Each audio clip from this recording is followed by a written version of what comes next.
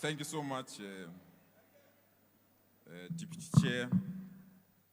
Let me take this opportunity to acknowledge the Chair of NCOP, our Honorable President, Premiers and MECs present, the leadership of SALGA represented here by the President, executive mayors, traditional and religious leaders present, NCOP delegates, honorable members. Honorable Deputy Chair, on behalf of the Gauteng Province, I thank you most sincerely for the opportunity to participate in this debate. Our approach, unfortunately, today is to thank our Honorable President and appreciate him for the decisive interventions that he has made in our province in Gauteng. Honorable President, we asked you that illegal miners were creating havoc in our communities. We pleaded with you to send soldiers in our province. We come back to you, President, to thank you heartily. The soldiers have resolved our problem of illegal miners. Now order has been restored, Honorable President. And we want to make it clear, we are not against emerging miners, but we can't allow miners who misbehave and kill our people, and we don't even know where they come from in our province. So, President, we plead with you. Let's soldier on with the soldiers that we have.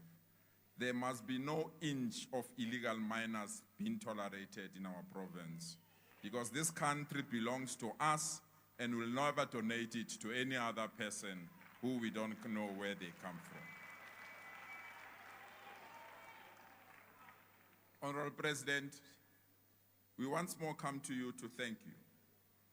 We asked you to establish a water crisis committee to tackle the challenges of water in our province. We are proud to report back to you, President, through the Deputy President and the Ministry of Water and Sanitation. Last month, we opened the 26 million liters Brixton water tower that have now finally resolved the water challenges that we had in the middle of Johannesburg. And for that, we are grateful for our intervention. And we are also grateful for the presence of the ministers that we have deployed in our province. But, Honorable President, we want to urge you, President. We want to urge you to enter the serious debate of undocumented foreigners in our country, Honorable President.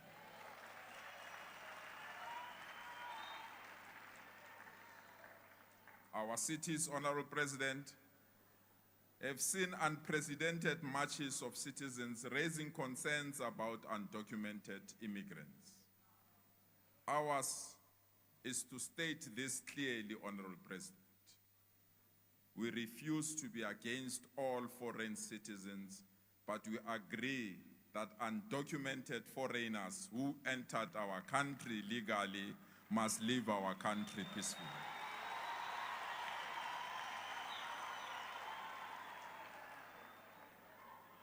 Once more, President, we want to make it clear we are not against foreigners, but we can't tolerate people we don't know how they came in our country, what they need in our country, what they are doing in our country, and where they stay in our country, President. So, President, we urge you to enter the debate and allow us to ensure the new immigration laws and the immigration bill that is currently in public participation mode, that it must be utilized to be the final document to resolve this matter once and for all. And those that have given foreigners up until the 30th of June to leave our country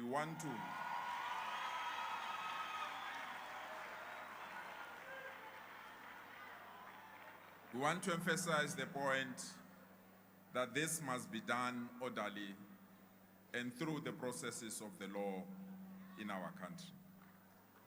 President, Let me take this opportunity to thank you, President, for intervening with the Minister of Social Development. But we want to urge you, President, don't stop there, President. Don't stop there, President. There is a certain minister, President, that the country assigned him a task to develop an AI policy. He used AI to develop a policy of the country.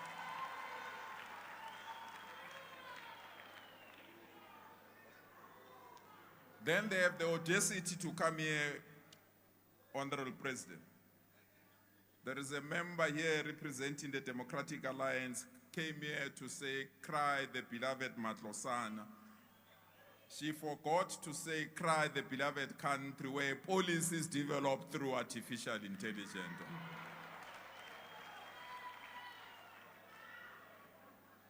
But you want to go further than that, Honorable President. That the same minister that is developing an artificial intelligence policy of our country through AI, he wants to sell the security of our country by trying to scrap BEE so that their friends in America can come and invest here. We say no, President. We say no, President. Our country is not for sale.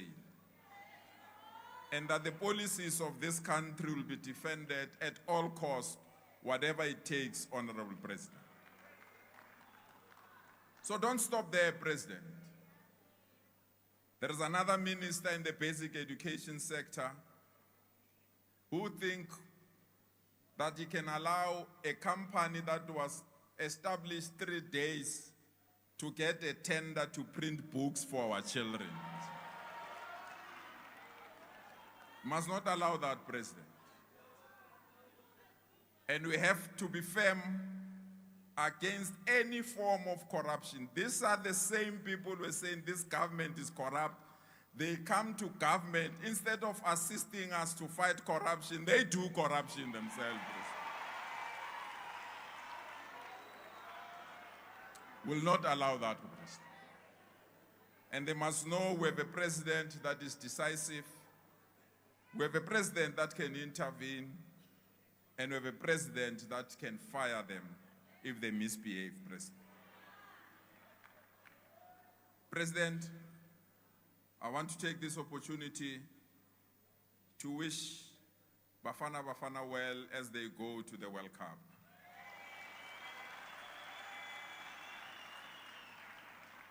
We say to Bafana Bafana, Ndizani Bafana Bafana, bring that World Cup back home where it belongs. Thank you so much for your attention.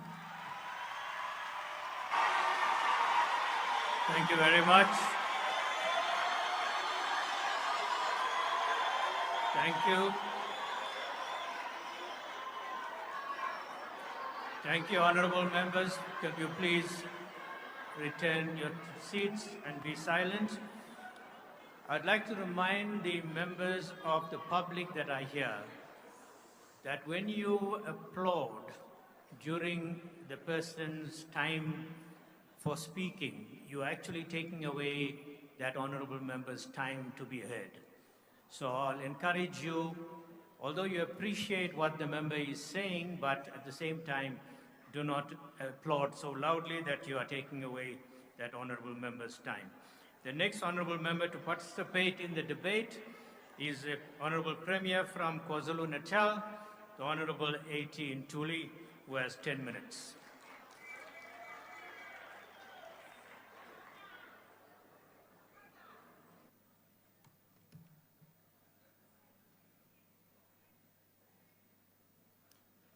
Thank you very much, Deputy Chair of the NCOP, His Excellency the President of the Republic, Honorable Ramaphosa, the Chairperson of the NCOP, fellow premiers, honorable members, representatives from SALCA, fellow South Africans. Chairperson, this debate takes place at a defining moment in our democratic journey. As South Africa enters the 2026 local government election year. This is significant because local government remains the sphere of government closest to the lived realities of our people. Local government elections are therefore far more than a constitutional event. They are a democratic accountability mechanism through which citizens assess leadership, demand better governance, and shape the future of their communities. That is why today's theme, ensuring a people-centered local government towards building better communities, is both timely and urgent. A people-centered municipality is not defined by compliance reports, but by whether citizens feel heard, respected, and served with dignity. In KwaZulu-Natal, we understand clearly that local government is where the legitimacy of the democratic state is tested most directly. For this reason, the 7th administration deliberately shifted away from a narrow compliance-driven model towards one centered on performance, accountability, institutional resilience, and measurable developmental outcomes. 22 months into office, we can say, with humility and realism, progress is being made. The number of distressed municipalities in our province has declined from 7 to 2. Stable municipalities have increased to 21. No municipality is under Section 139 intervention compared to 4 a year ago. 37 municipalities achieved between 75% and 100% of their service delivery and budget implementation targets. Audit outcomes have improved significantly, with no municipality receiving a disclaimer audit opinion. These are important indicators of progress. But stability is not a transformation.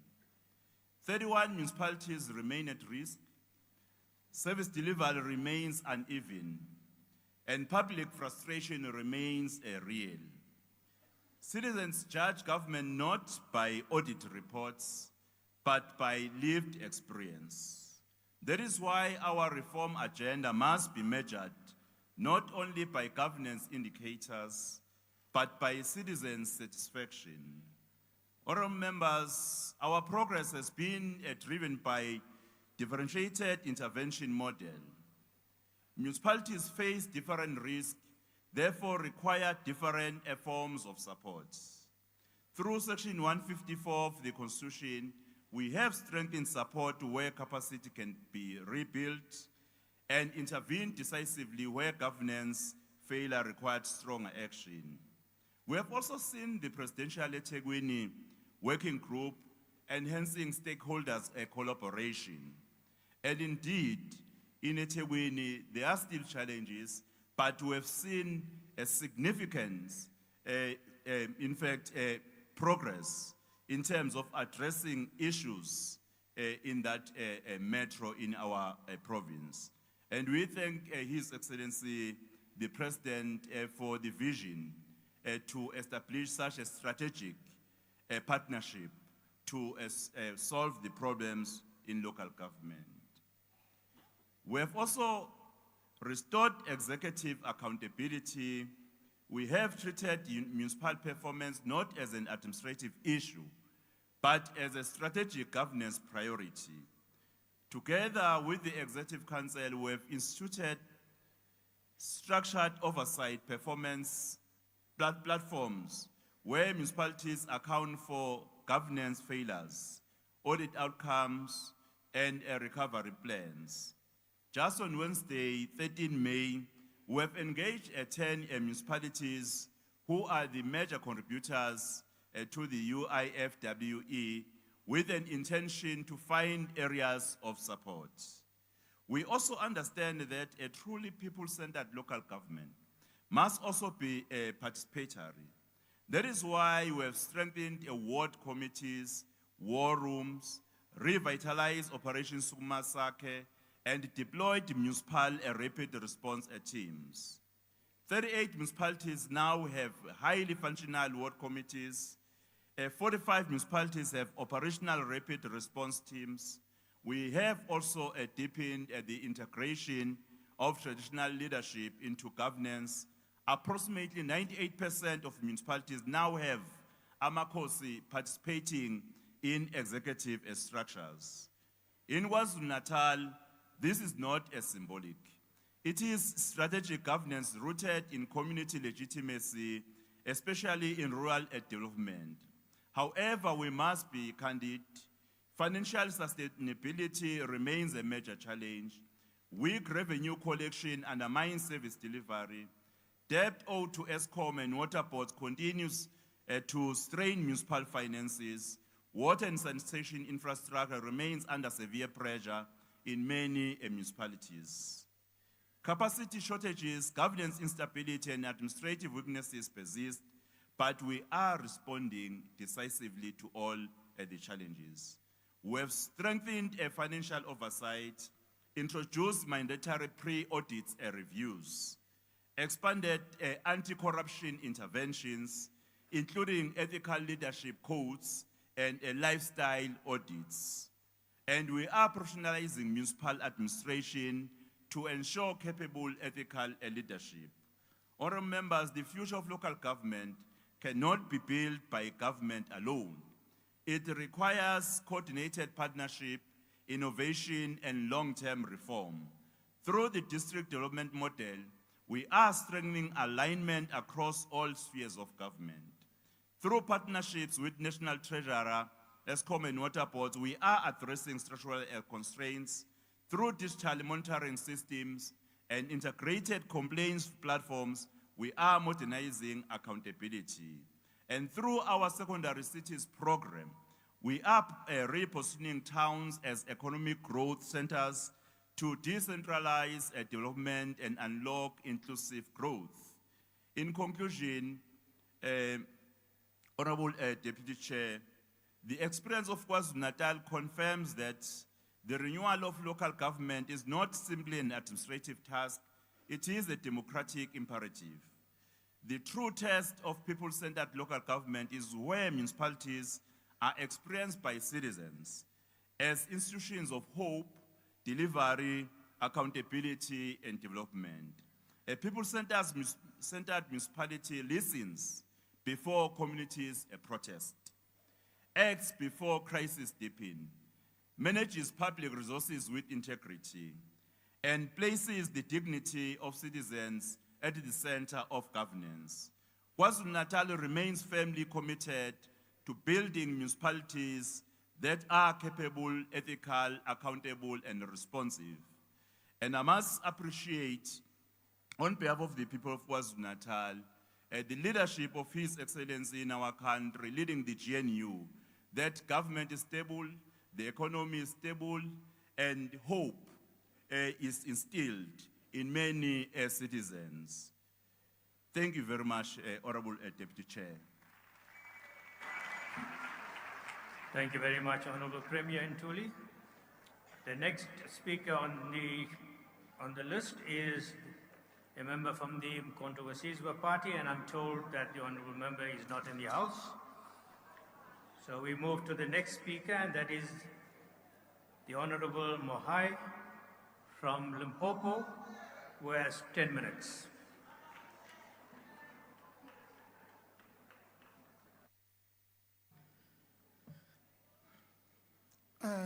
Esteemed Chairpersonship of the NCOP, Your Excellency, our President Ramaphosa, Honorable Delegates to the NCOP, Ministers and Deputy Ministers present, Premiers present here, Speakers present here, MECs present, the President of SALGA, Mayors and Executive Mayors, distinguished delegates, ladies and gentlemen. I am speaking here on behalf of my Premier, who is recovering well from the bout of flu, and on whose behalf I'm going to be participating in this debate. Lochan. In a timeless novel titled When Rain Clouds Gather, Busy Head reminds us that gathering rain clouds are not always symbols of destruction and despair, but often signals that renewal, hope, and new beginnings are on the horizon. Yet, it is during those very moments of gathering storms that the resilience of humanity, the strength of leadership, and the unity of communities are tested the most. Today, as we debate the important theme, and I quote, ensuring a people-centered local government towards building better communities, we are reminded that local government must become the shelter that protects our people when the storms of life arrive. We must strive to make a positive impact in the lives of our people, and this is the standard by which our local government must measure itself. We can't agree more with what our president has just emphasized, that this is the center where everything is fixed. It is the basement if we were to be a building. Chairperson, the recent floods have left painful scars across many communities in Limpopo. Roads and bridges were destroyed, houses collapsed, families were displaced, and access to schools, clinics, and economic centers became severely disrupted. For many villages in all our districts, the destruction of infrastructure did not only inconvenience communities, but it threatened livelihoods and slowed economic activity. Farmers struggled to transport produce to markets. Small businesses lost customers because roads became inaccessible, and learners and workers faced dangerous journeys while ambulances and emergency services could not reach certain communities in time. So, working together with national government, municipalities, traditional leaders, and local communities, our province has already begun the rebuilding process through the disaster management grants and other provincial interventions. Roads are being repaired, bridges reconstructed, and temporary access roads established, while permanent infrastructure is underway. So we remain resolute that no community will be left behind. This is made possible by our agreement with this hypothesis that local government indeed is not only the important sender, it is the coalface of accountability. And when it is holding together, all other spheres of government are able to implement interventions with ease, and we find it working so far. The challenge before us, therefore, Honorable Chair, extends beyond building climate-resilient infrastructure, but ensuring that mechanisms, especially quality assurance mechanisms, are built at local government level so that we can be assured of that the structures that are being reconstructed are indeed resilient. We have therefore ensured that local communities become part of the project, steering committees, labor fora, monitoring teams, and consultations from the beginning of the reconstruction projects until completion, because development imposed on communities without their involvement cannot truly be sustainable. This is to be led at local level by councillors and mayors, and our Premier is leading from the front to ensure that this synergy is established from the beginning. And as these projects get underway, local labor is prioritized, while youth, women, and small contractors are empowered through participation in construction and maintenance projects. Community members, on the other hand, are not only beneficiaries of development, they are also active partners in rebuilding their own community infrastructure. This is because local government must continue to strengthen its role as a catalyst for local economic development by creating an enabling environment for SMMEs and cooperatives to thrive. These enterprises remain critical drivers of economic growth, innovation, and job creation, particularly in rural and township communities, where unemployment and poverty continue to affect many households. As government, we remain committed to expanding most of these opportunities so that young people can participate productively in the economy and contribute towards building sustainable and resilient communities. Chairperson, we are equally aware that for many communities, access to water remains one of the greatest daily challenges confronting them. Water is not a luxury. It is a basic necessity of life and fundamental human right. No person should walk long distances in search of water, nor sleep without access to this essential resource. So as a province, we have elevated water provision as one of the top priorities within our service delivery agenda. To strengthen coordination, accountability, and rapid response, water war rooms have been established across all municipalities to ensure focused attention aimed at improving water supply, monitoring challenges, and accelerating solution in affected communities. So the recent Water Summit held on 30 April marked a decisive national intervention to confront water challenges. And as a province, we fully align with the outcomes of that important gathering. Honorable Chairperson, a people-centered local government also requires ethical leadership, accountability, and responsiveness. So communities want leaders who listen, leaders who act, and leaders who understand the daily realities faced by ordinary citizens. As Limpopo Province, we remain resolute in strengthening ethical governance and intensifying the fight against corruption across all spheres of government within our province through lifestyle audit, stronger vetting processes for senior officials, and reinforced accountability mechanisms to ensure that public representatives and public servants uphold the highest standards of integrity. We have also developed strong governance structures to support an accountable and people-centered local government that municipalities perform in line with their intended objectives. This call to fix local government is a very serious one. And in heeding it, we first started to fix the provincial administration. And I can report to you, as we speak, in our province, there is no provincial department, even the legislature, that has what we call qualified audit. All of them have unqualified audit reports, and 5 of them are clean. The challenge we have that our oversight mechanism that the legislature is calling to us is that how do you replicate the same? It is here as the MEC for Finance that my Premier has directed me to ensure that we live to that one. We don't go for clean audits for the sake of it.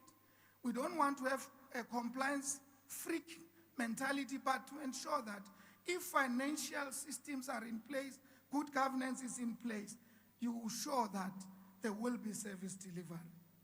So as provincial treasury and other role players, we are responsible for promoting accountability through ongoing support to municipalities. We support and sanction. We start with support first, and then we sanction from there. We don't micromanage. We do what we are supposed to do to ensure that they too will join the bandwagon and ensure that every cent of public funds must be directed towards improving the lives of our people and accelerating service delivery. There is no room for allowing resources meant for roads, water, healthcare, schools, and community development to be diverted through corruption and malfeasance. Honorable members, I will not have done justice if I don't emphasize that leadership must never become distant from the people.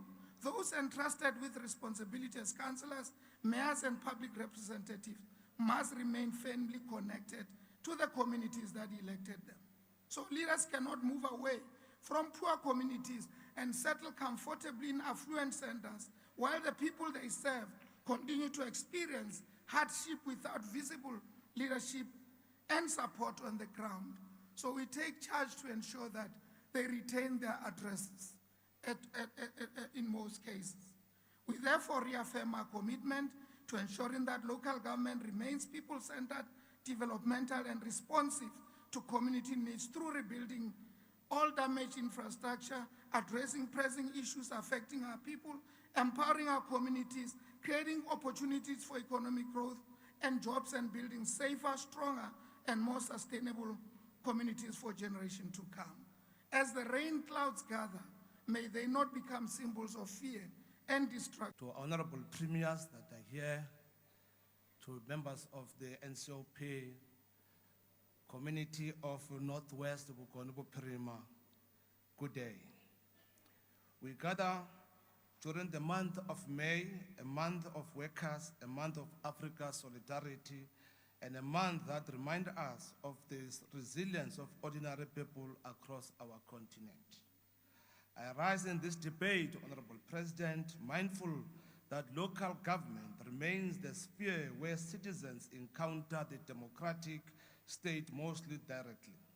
It is therefore our collective responsibility across all spheres of government to ensure that municipalities remain capable, responsive, and people-centered institutions.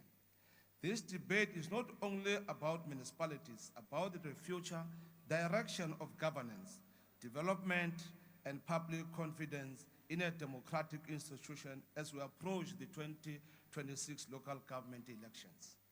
Yet this year, the commemoration of Africa Month takes place against a difficult global backdrop marked by the geopolitical tension, rising fuel prices, instability in global markets, and ongoing conflicts that continue to affect economies across the world. This escalation of tensions involving the United States and Iran, together with conflicts in other regions of the world, may appear distant from the community in Mpumalanga. But this impact is felt directly by ordinary families when global oil prices rise, transport costs increase, food prices rise, small business come under pressure, that cost of the living becomes heavier for a working class household. It is the ordinary worker, the pensioner, the unemployed graduate, the small trader, and the commuter traveling daily to work who ultimately carry the burden of global instability. It's for these reasons that government must continue building a resilient local economy, strengthening infrastructure, expanding social services, and creating opportunities closer where people live. The theme before us today, ensuring a people-centered local governments towards building better communities, therefore speaks directly to the responsibility of government to protect communities, restore dignity, and create conditions for inclusive development. A people-centered local government is one that responds to the practical realities facing communities. It is the government that understands the service delivery is not abstract concept, but something that affects the daily dignity of our people. Honorable Chairperson, this reminds me a very important matter here. In 1929, the Carnegie Commission was established just to assess the poverty of the whites community, not the Africans, only the whites. In 1932, they concluded the report and they confirmed that over 300,000 whites are live below the poverty level. The English government rejected that report until 1948, when the National Party took the same document and implemented it fully and make apartheid a document that they've implemented. Our people have to wait until 1994 when we change all these things and make everybody a beneficiary of government. So today, we are one nation that we must indeed appreciate. Bushbuckridge, Honorable President, was formed in 1884 with no water. In 1926, Kruger National Park was established with a beautiful tar road, including Manyeleti. Our people have no road to travel in the area. No water, nothing. That has to wait us until 2021 and 2001, when we established Inyaga Dam, and 2005, we gave the people of Bushbuckridge water.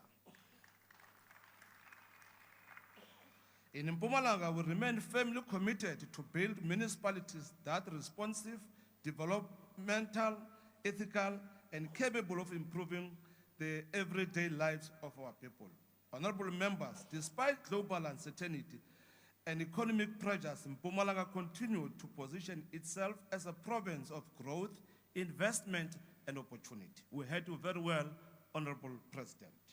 One of the most significant developments in our province is the establishment of Mpumalanga International Food Produce Market, which is indeed expected to be open in this first quarter of the year.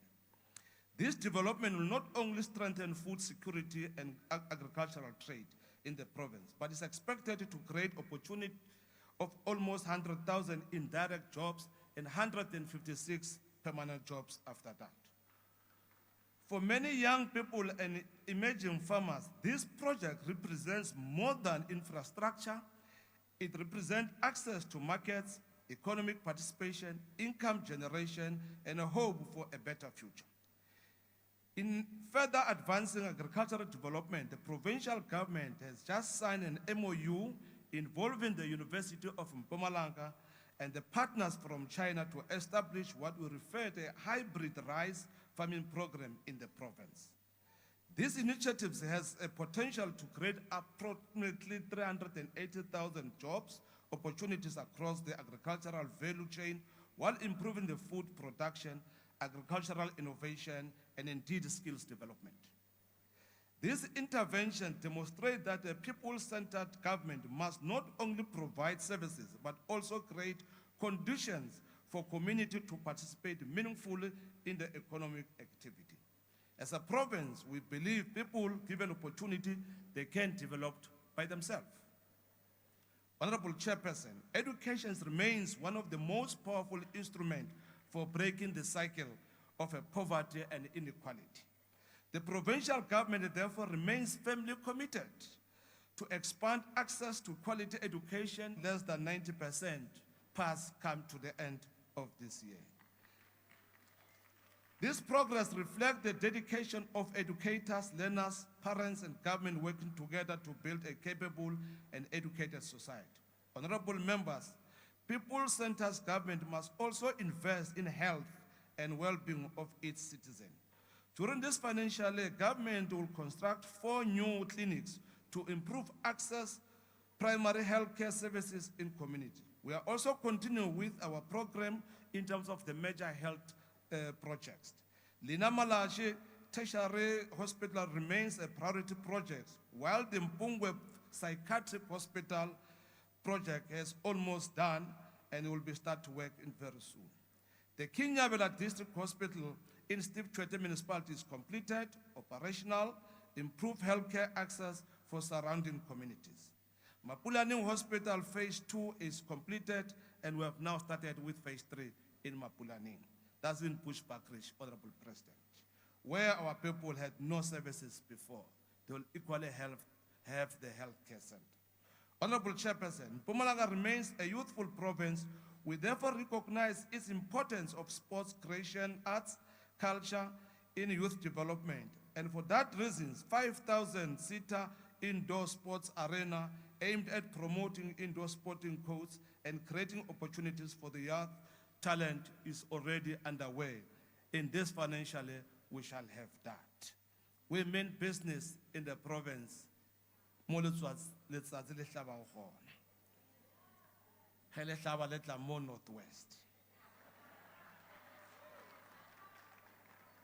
At the same time, the provincial government continued to invest directly in the youth economic empowerment. Through the Premier's Youth Development Fund, more than 320 youth companies have been funded. Thank you very much, Honorable Chairman.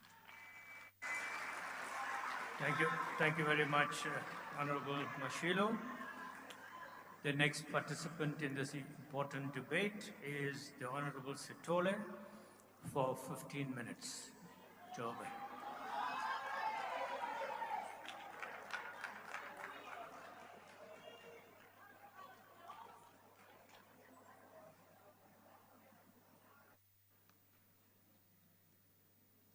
Thank you very much, Honorable Deputy Chairperson. Let me first greet the Honorable Chairperson of the NCOP, Mary Filwe Tsipani, President of the country, His Excellency Cyril Ramaphosa, Deputy Chairperson of the NCOP, Honorable Gavenda, Chief Whip of the Council, Honorable Moima, House Chairpersons, Honorable Khadebe and Honorable Ryder, Ministers and Deputy Ministers that are present here today, Premiers that are here, Kinopole Fela Re Lazarus Blackhead Mokhosi,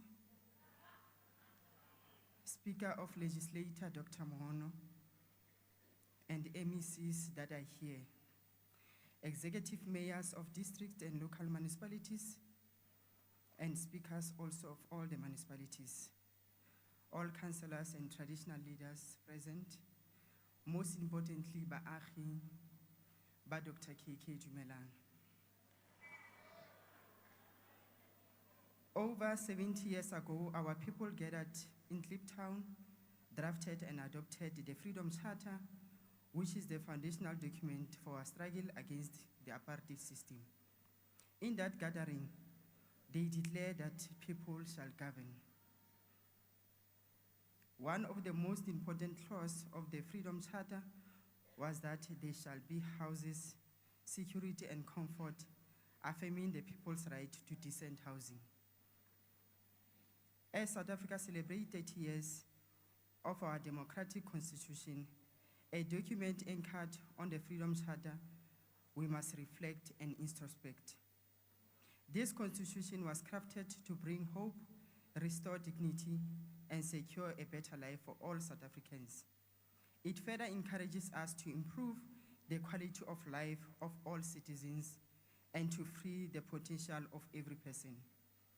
The question we must ask ourselves is whether, through our daily actions and through our oversight visit here as the NCOP, we have indeed moved the needle in the effort to free a potential of each person in South Africa. Honorable President, the democratic government has made significant progress in delivering on the constitutional promise of decent housing, with more than 5 million housing opportunities provided across South Africa since 1994. While much more remains to be done, we must reflect on the context in which human settlement delivery takes place. The deep wound of apartheid spatial planning, deliberately designed to enforce racial segregation and placing white residential and business areas in central, well-resourced locations, while relegating Black, colored Indian communities to peripheral townships, remains visible more than 30 years into democracy. Areas such as Kuma and Kanana remains painful reminder of the cruelty of apartheid spatial planning. As we conclude this Taking Parliament to the People program, we must reassure that the Bakulule Mabaso from Kuma that we have heard his plea for agency, delivering quality human settlement, not only for the people of Dr. KK, but the community across the country. Honorable Andranse said here, cry my beloved country. Now I'm still searching for the word of a person that puts you into misery and they come back, they act as if they rescued you. Honorable Chairperson, during the course of this week, we heard first-hand concern from Kuma members regarding a blocked project. Mefrida from Kuma Extension 6 told us that she has been waiting for a house since 2006. 20 years later, she still enjoys the indignity of living in a shack. Honorable members, this is not the hope of our constitution that we have promised. Again, Honorable Jandri, we have missed you during our oversight on this Taking Parliament to the People. But you come here and you talk as if you were part of the delegation that was going around. But anyway, re leboga motho o go tlotletseng gore re ntse re kopana le eng fa fatshe fa.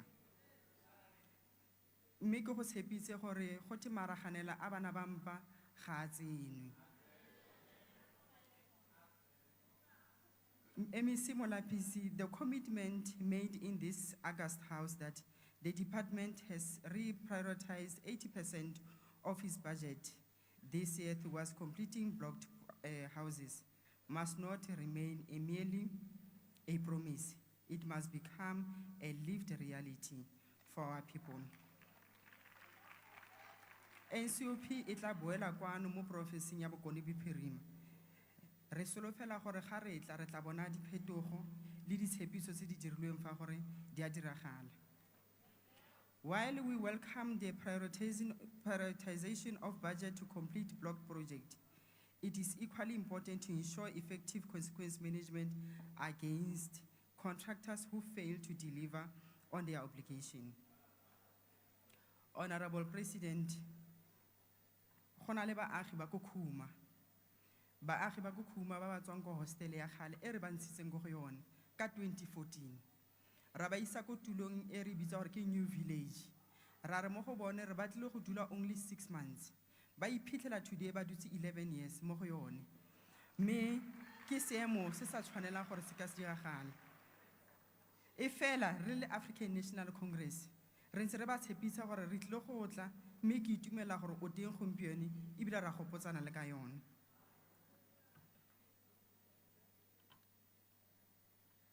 The living conditions faced by our people in these temporary structures are heartbreaking and require urgent intervention. Families continue to enjoy inadequate shelter, overcrowding, and conditions that undermine their dignity and quality of life. I am confident, Honorable President, that you will direct all spheres of government to urgently intervene and ensure that today's long outstanding housing project is finally completed for the benefit of the resident of Khuma Hostel. Ibile ko go tshepitse gore baagi ba ko hostel ba hema ANC ba phela ANC.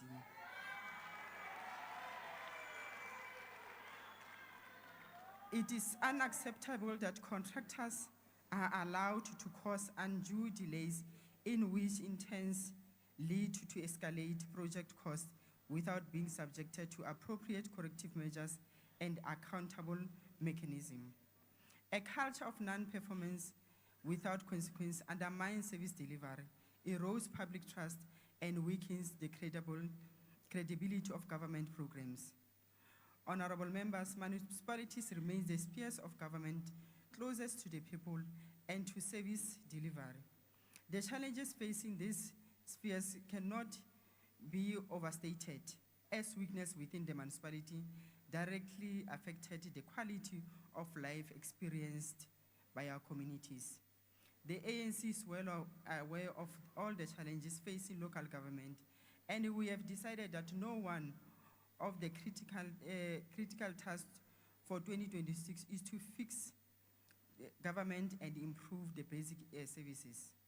We are aware that there is a lack of suitable and well-located land for low-income housing, and the inability of the municipality to find a solution has aggravated the housing backlog and lead to delays in finding a permanent solution for resettled communities. Honorable Chairperson, we welcome progress in refurbishing water waste treatment plan within the city of Matlosana. Functional water waste treatment plan are not only essential for service delivery, but also critical for environmental preservation and public health. Honorable President, we commend you for the decisive directive to review the white paper on local government. This intervention will hopefully remove the structural obstacles that have hampered the effectiveness of local government and delivery quality services to our people. Honorable members, we live in an era of global warming and climate change, which requires municipalities to develop effective climate adaptation strategies. These include investing in the resilient infrastructure such as flood-resistant roads, enhancing water security, integrated climate adaptation into integrated development plans, and building institutional capacity within local government to implement climate resilience measures. Honorable President, the decision to broaden the mandate of the Department of Human Settlement from narrow focus on housing to a more holistic approach of human settlement was both necessary and progressive. Ntate Mosimane gape Mathebula of Ikageng Ward 20, we have heard your call that government must do more to ensure access to basic services such as water, sanitation, road, electricity, and schools, so that human settlement are developed in a holistic and dignified manner. In line with this call, I appeal to the MEC of Human Settlement in the Northwest to urgently honor the commitment made to the disabled gentleman in Jacaranda that he will be prioritized for housing. Honorable members, municipality will only be effective if they create a conducive environment for economic development and growth. Many communities continue to experience the harsh realities of unemployment and poverty on a daily basis. It is with this context that we raise concern regarding the stalled and Urban Blues International Gas to Power project, which was envisaged not only to contribute towards electricity security, but also to create a much-needed job opportunities for the youth of the city. The municipality, working together with the provincial government, must move with speed to ensure that this important project is realized. Community cannot continue to wait while opportunities for economic growth and employment remains delays. The delays caused by rezoning and transfer of the land, environmental rehabilitation requirements, and outstanding provincial approvals needed for the project to proceed must be finalized. In conclusion, I urge all government officials at all spheres of government to roll up their sleeves and work tirelessly to realize the promises of the Freedom Charter. Let us recommit ourselves to the pledge to strive together, sparing neither strength nor courage, until the democratic changes here set out have been won. Let us work to restore our people's dignity. Our people demand no less, and we dare not fail them. Nakensa.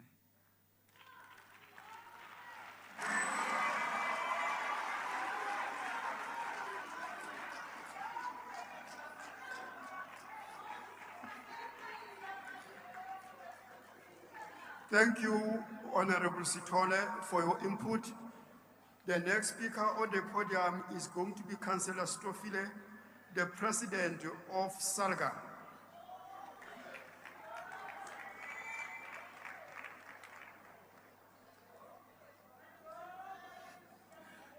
Thank you very much. Greetings to you, Chair of the session.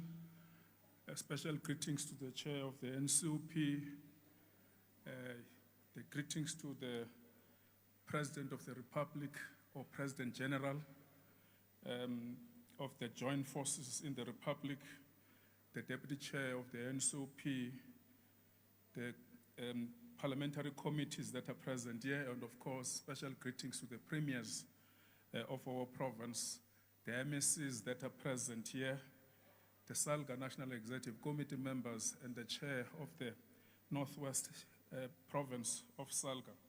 It is once again my honor, on behalf of the collective leadership of organized local government and the sphere of local government, to contribute towards the debate in the President's annual address to the NCOP during the occasion of this week program, Taking Parliament to the People.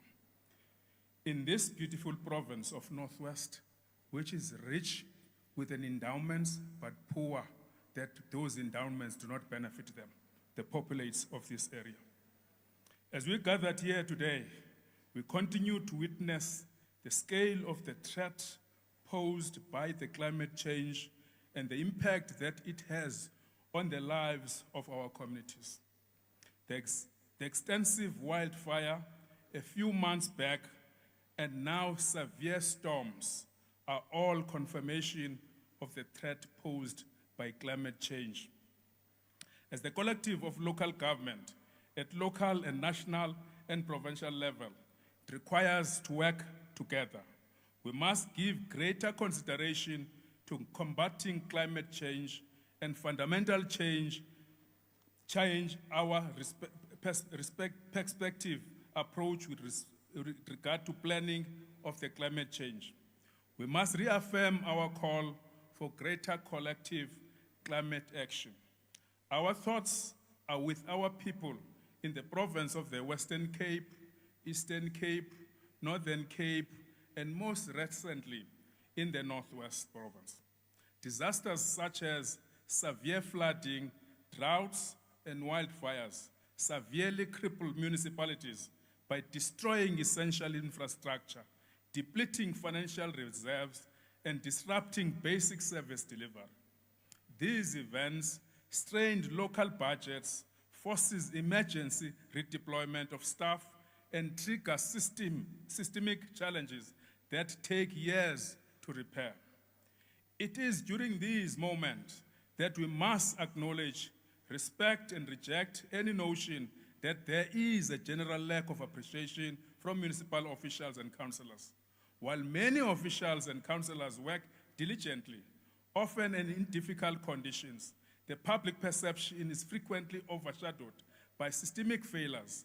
It is therefore our responsibility as organized local government to be the voice of reason and use moments such as these to display our diligence. The Constitution of the Republic entrenches local government as a fully fledged sphere of government in a system of cooperative governance in which the three spheres are distinct yet interrelated. This week, as Parliament, through the National Council of Provinces, in partnership with the province of the Northwest Government and municipalities in this province, in the Kenneth Kaunda district, descended in the city of Matlosana and engaged with the people. One reality we must accept is that these conversations took place with ordinary people from a local government community level, a space where the will of the people finds most expression through the direct elections of mayors in rendering service to our communities. A space where councillors as public office bearers cannot hide from ordinary people under the guise of blue lights, bodyguards, and high electrical fences walls. A space where there are no office hours and yet very little appreciation and reward. A space where those speaking from a privilege find it convenient to pass the buck, if not pass the blame. A space where public service is a curse, where criminal elements visits us at night, when we are at our most vulnerable time, when we are spending times with our families and loved ones, to eliminate or attempt to scare and intimidate us, a space where our obituaries are read too often, a space where dedicated warriors, people servants who had dedicated their lives to serving others were selflessly devoted and fearless in putting the interest of their people above their own, had their lives cut short. And here we are reminded of Councillor Jimmy Muhlala, Moses Big Moses Maluleka, Muzi Manyati, and Ngobi Mulefe, to mention but the few, a space where many of us continue to take the responsibility of public office as reliable and committed leaders, despite the curse. Chair of the session, as the sphere of local government is the closest one to the people, we plead for your intervention and the intervention of this House in ensuring that appropriate application of support by provincial and national governments to local government to perform functions and discharge their duties and responsibilities. It is our considered view that not much has been done to diligently give effects to Section 154 support, but instead, observe an unprecedented state of inappropriate invocation of Section 139 intervention. Some perpetual since time immemorial, whilst others have not been assisted with capacity since the 2021 elections. Instead, directly imposed with Section 139 intervention, even in the instances where Section 154 support intervention will be the most appropriate type of intervention. Chair of the session, with this context, where government has for the past 26 years introduced numerous interventions to improve the functioning of municipalities with very minimal success, should we not instead use the opportunity presented by the review of the white paper on local government to examine the fiscal architecture, the powers and functions, accountability, and that service ethos should underpin the remodeling of the local government system in the Republic. Our considered view is that the challenges facing us to redress poverty, inequality, and underdevelopment can only be addressed through a concerted efforts by government acting as a whole in all spheres, working together and integrating our actions in the provisions of services and development of our communities. Ultimately, the three spheres must together provide effective, transparent, accountable, and coherent government for the Republic of South Africa. And therefore, we are in agreement with you that banks and insurance must play a role in making sure that the financial viability of municipalities is realized. A vehicle, when it hits a pole, a poor mayor that is blamed today and tomorrow had to steal money somewhere in the budget to fix the pole that have been hit by a vehicle. As we march towards the 6th democratic local government elections on the 4th of November, as was pronounced by the President General this year, it is our view that local government has had a profound impact on the lives of ordinary South Africans in expanding the provisions of services to our people. While it is true that several serious and complex challenges persist in many of our municipalities, by and large, local government has delivered quality services and a better life. The majority of our people, as confirmed by the official statistics, it tells us the story of the journey of the transformation. As I draw to conclusion, Chair, I once again stand before you on behalf of the leadership collective of organized local government and the local government leaders from all our municipalities throughout the country and pledge our positive response as we embrace the spirit of citizens' activism. Our communities look up to us in this period of need, difficult and complex as it may be. President Nelson Mandela always encouraged us when he launched SALGA that once implored on us to use our freedom to light the path to a more humane, more caring society.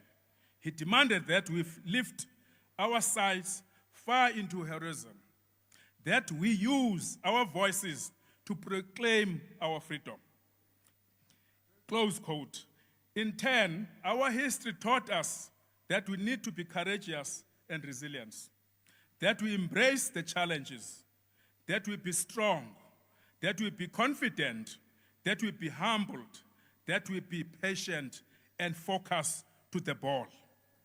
As we now reflect on the past few days, as we attempt to answer many questions provided, clarities and mistake contributions, let me conclude, as I have recently done on many platforms, by quoting a very important quote, a Burkina Faso leader. Our revolution is not about public speaking, tournament. Our revolution is not about a battle of fine phrases. Our revolution is not simple, not spouting slogans that are no more than signals used by manipulators. Thank you very much.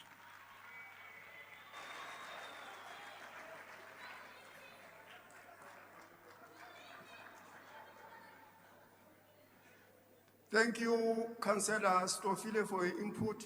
But what I like to bring to the attention of the delegates is that this mic does not respond.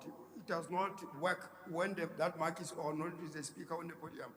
So I'll request the delegates to be watchful of the time which they are allocated to, because Rule 60 was crafted intentionally so that the time can be shared equitably. The next speaker who's invited to the podium is the Honorable Premier of Bukoni-Bupirima, LK Muhosi.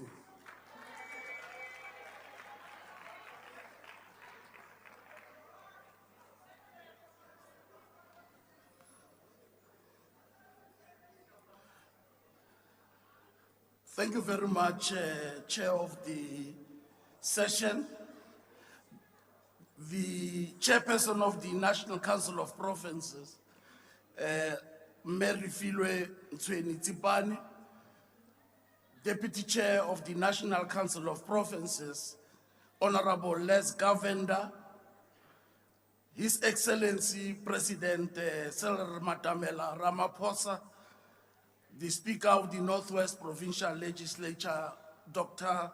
Desbomo Hono, all premiers from different provinces, the Chief Whip of the National Council of Province, Tate Kenumimang, the Chief Whip of the Northwest Provincial Legislature, honorable members of the NCOP, special and permanent delegates, MECs present here today, House of Traditional Leaders, Executive Mayor of Matlosane, the city, Executive Mayor of the district, Medikuenu, all senior management of government, President of Salga, and the Chairperson of the Northwest Salga. Kali dumedisa bogolojang ba gaetsho ba mo Dr. KK baagi ba rona ba Northwest dumelang. I'll also just have a different chair of the session, like I normally do when I address the NCOP. Because I'm the hosting premier, I'll be a little bit focused and not be all over. But let me start by saying that we are also excited, and we thank you very much, the chair of the NCOP, for bringing Parliament to the people, and you decided to bring it to the Northwest Province. And we thank you very much. As our people are excited and they are happy that government is here, and they also get the feel to sense and how Parliament works. And thank you very much for that decisive decision. President, also we want to thank you, like we want to follow what Gauteng has said, that we also asked you personally. And I remember when I went to see you in Pretoria, I said, can you please expedite the intervention to bring soldiers to the illegal mining that is taking place in the Northwest. We also say thank you very much for your response. And it was a swift response. We are very happy for that. President, also want to tell you today that the heavy rains that took place in this country, and in particular in this province, also had a very serious impact in the lives of our people. Schools were disrupted. Our daily lives were also disrupted. People could not access their amenities and their medical care and clinics and hospitals. People were displaced and so forth. Some of our people in our communities died. And we want to say the provincial government, through its disaster center, is on the ground. Assessments are made. We are going to report to you nationally, but we would expect a swift response in terms of intervention and assistance as a province. President, we just want to officially say your government is with the people, is on the ground, and therefore they are doing their work. President, there was a cry-beloved country in Matlosane. On Wednesday, in Ward 20 in Matlosane, there was a by-election. 80% of the people of Ward 20 voted the African National Congress. Some of the people who come here, they were not even participating in the election. I want to say to you, President, that vote is a vote of confidence. It's a vote of people who are saying the leader of the society, which is the ANC, understand our challenges, they understand our situation, they understand our circumstances, and they are committed and resolute. They will resolve our challenge and our problems. So I'm saying, people of Matlosana, they still have confidence in the party that calls the African National Congress. Honorable Chair, today's event marks the final day of a week-long engagement with the residents of Dr. Kenneth Kaunda District Municipality on the visit of the National Council of Provinces. Today's sessions held under the theme, and I quote, ensuring a people-centered local government towards building a better communities, affirms our ongoing efforts to live up to the ideals and objectives of our national democratic project. This includes building a capable, ethical, and developmental state that can drive job creation, reduce poverty, address inequalities, and tackle high cost of living. As we execute this mammoth task, we are reminded of the words of a revered leader of our continent, Julius Nyerere, when he said, and I quote, if real development is to take place, the people have to be involved, unquote.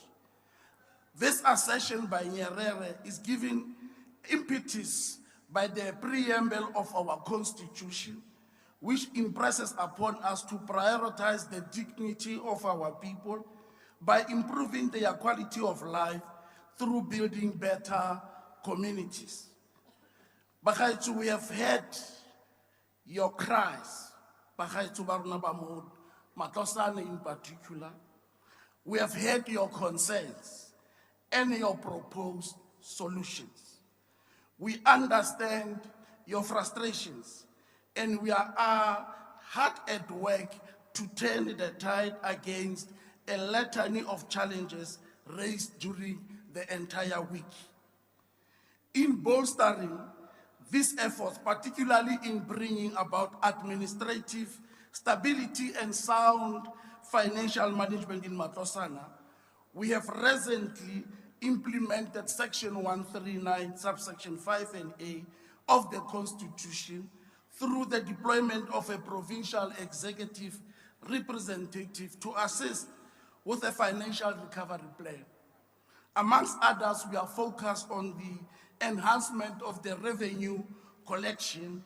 We also focus on improving the financial control mechanisms in the municipality. We are also insisting on a funded budget, and we are also focusing on reduction of the unauthorized fruitless expenditures and so forth. We also recently, President, invoked Section 106 in the municipality to investigate, and the report is out, and as provincial government, as we speak, encouraged by our priority to uproot corruption, secondly, to build a capable and ethical state, we are implementing, President, all the recommendations which are coming from the 106 report. This is primarily aimed at ensuring that the municipality, President, meets its financial commitment and roll out an uninterrupted provision of services to residents. We believe that this intervention will culminate into what we have managed to achieve in one of our municipalities called Cyril Ramaphosa local municipality in Ngaka Mudiremolema. We managed, following years of instability in that municipality and stagnation, to stabilize the municipality. As previously indicated, Infrastructure South Africa has officially, based on the performance and the assessment of that municipality, adopted this municipality and several projects, President, in the form of roads projects, water projects, and sanitation will be rolled out from September this year in Ramotse-Rimwili. A similar approach, President, is being touted for Matlosane municipality. And once we are convinced that Matlosane is out of the woods, a solid business case will be consolidated for consideration by Infrastructure South Africa and other developmental institutions. Honorable President, we can report to this House that the much anticipated Provincial Growth and Development Strategy has been officially launched to boost investor confidence and accelerate growth and create jobs in the province. While we acknowledge— Honorable Premier, on the note of the Provincial Growth Strategy, your time has expired. Thank you very much. The next speaker on the podium is Honorable Billy, a delegate from KwaZulu-Natal, the province of the rickshaws.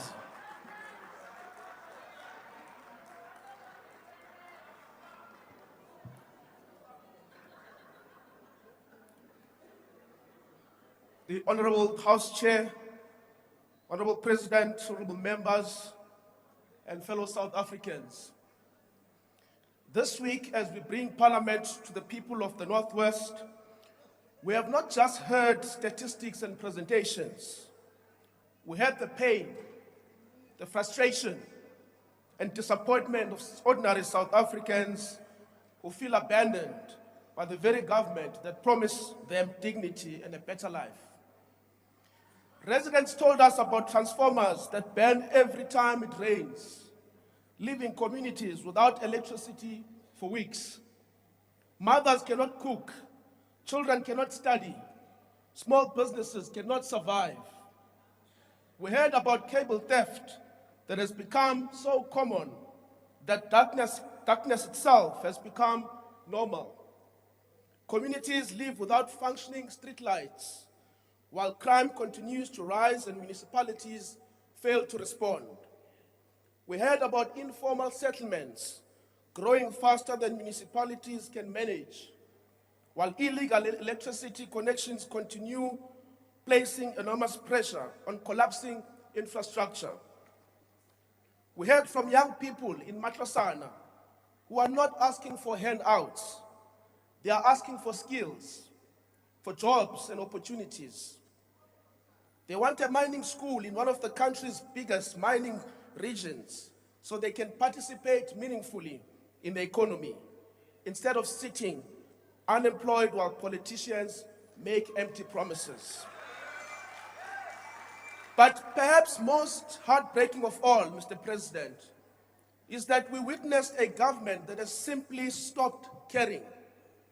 One of the most painful oversight visits this week was to the Klerksdorp wastewater treatment works, a plant designed to process millions of liters of sewage every day has completely downstream are paying the price of ANC failure through polluted water, environmental destruction, and collapsing public health system.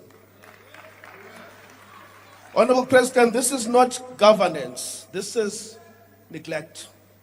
This is what happens when corruption, when cadre deployment, when incompetence and political arrogance become the foundation of government.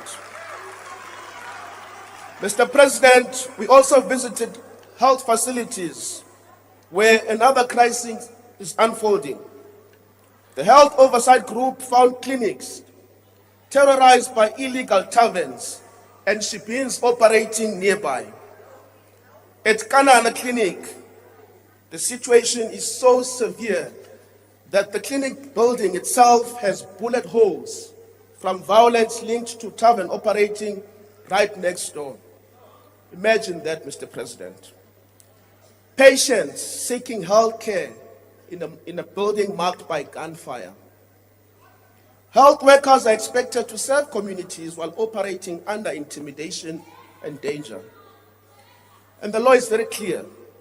Alcohol may not be sold within 500 meters of a clinic. So the question is, where is the liquor board? Where are the police? Why are municipalities failing to enforce bylaws? Why are these illegal taverns allowed to destroy communities and undermine healthcare facilities? Mr. President, these illegal taverns must shut down immediately. The ANC has broken local government in many parts of this country, and the people know it. But fellow South Africans, there is also something else we witnessed in the Northwest, and that is hope. Because communities are beginning to realize something important. It does not have to be like this. When the DA governs, things work better. And that is not a slogan. It's a proven reality. In Cape Town, residents receive some of the best basic services in the country. The president has said it before. In Umge, the local municipality, a province I come from, in KwaZulu-Natal, clean governance, infrastructure investment, and service delivery have become the standard way of doing things. The president has said it himself. In Midval, local municipality in Gauteng, not far from here, people experience stable governance, investment, and dignity. The president has said it right here. Whether rural or urban, large or small, when the DA is given an opportunity to govern, communities improve, because we believe in government exists to serve people, not politicians. The DA fixes roads instead of stealing road budgets. The DA repairs infrastructure instead of allowing it to collapse. The DA appoints qualified people instead of politically connected cadres. The DA governs with accountability, urgency, and transparency. And most importantly, the DA respects the people who pay for government. Mr. President, the people of Northwest are not asking for luxury. The people of Northwest, they are not asking for stacks of dollars. They are asking for electricity, for clean water, for safe clinics, for working sewage, for safer streets, opportunities for their children. These are not impossible demands. They are minimum expectation of a constitutional democracy. But after decades of ANC government, many communities still live as though a functioning democracy never arrived. To the people of Northwest and South Africa, you are not trapped. You are not powerless. Through your vote, your communities can work again. But don't take my word for it. Take the president's word, who acknowledge that the DA governs municipalities better. I thank you.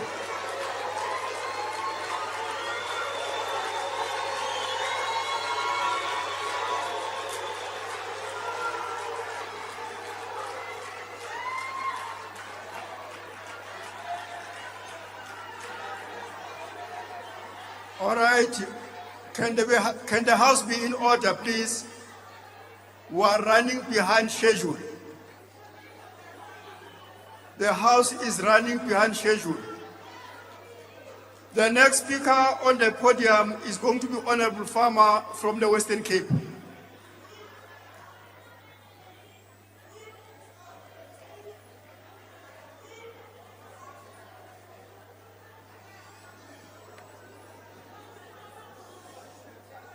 Before you start my time, Chair, with your permission, I would like to inform the House of an elderly lady on Wednesday crying in this passage for the sewage at her house that's not being solved. She told us of the number of places that she went to for assistance and help never came. The chairperson of that session, Honorable Bones Modise, called her to the front and told her to go to the MM, give her details so that we can follow up.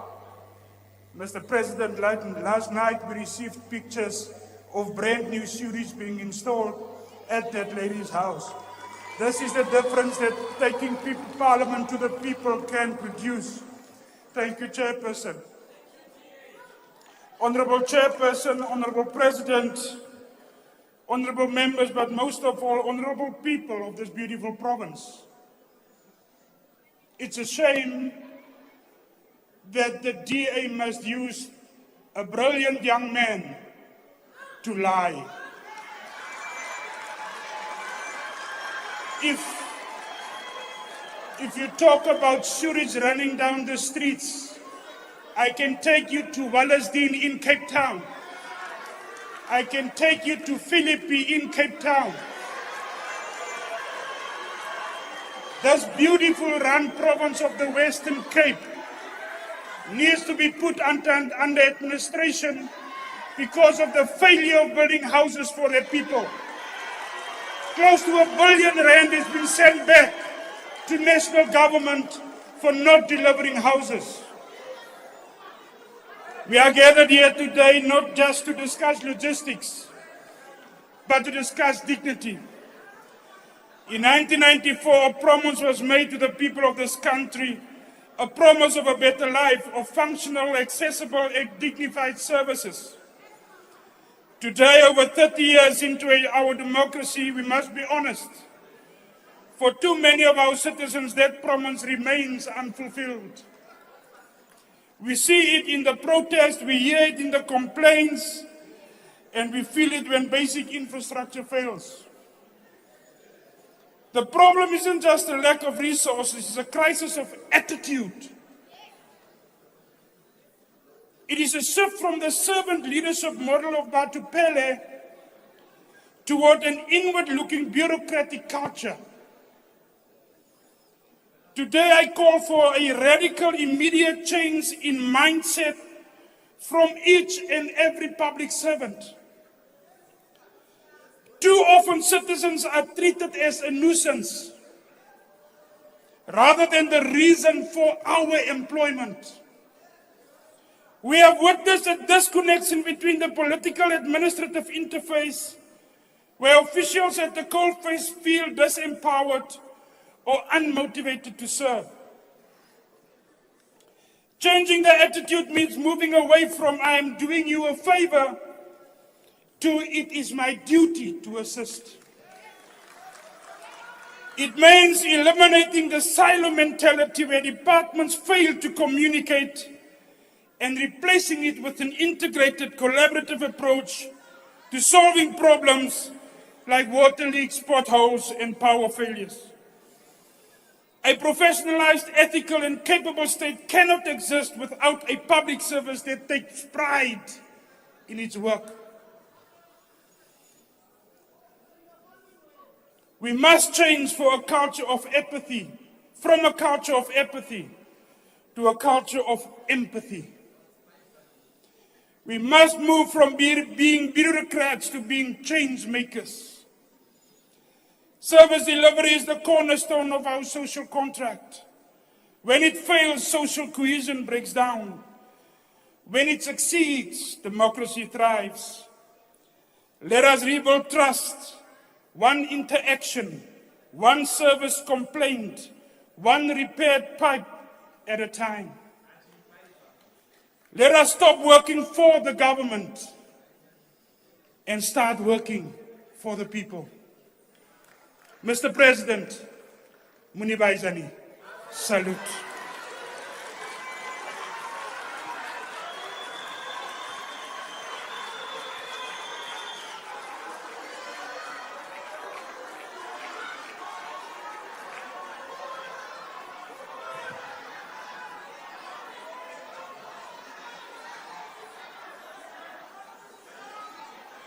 Thank you, Honorable Farmer, for your input. Honorable delegates, the front desk is now disrupting the house. That front desk is disrupting the house. All right, without further ado, honorable delegates, I've got pleasure in announcing the presence of the Khoisan community in our midst. They are heartily welcome as part of the community of Bokoni Bophirima, We really appreciate their active interest in the issues of the province. So the next speaker on the podium is going to be the Premier of the Northern Cape, the province of the Orange, Honorable Saul.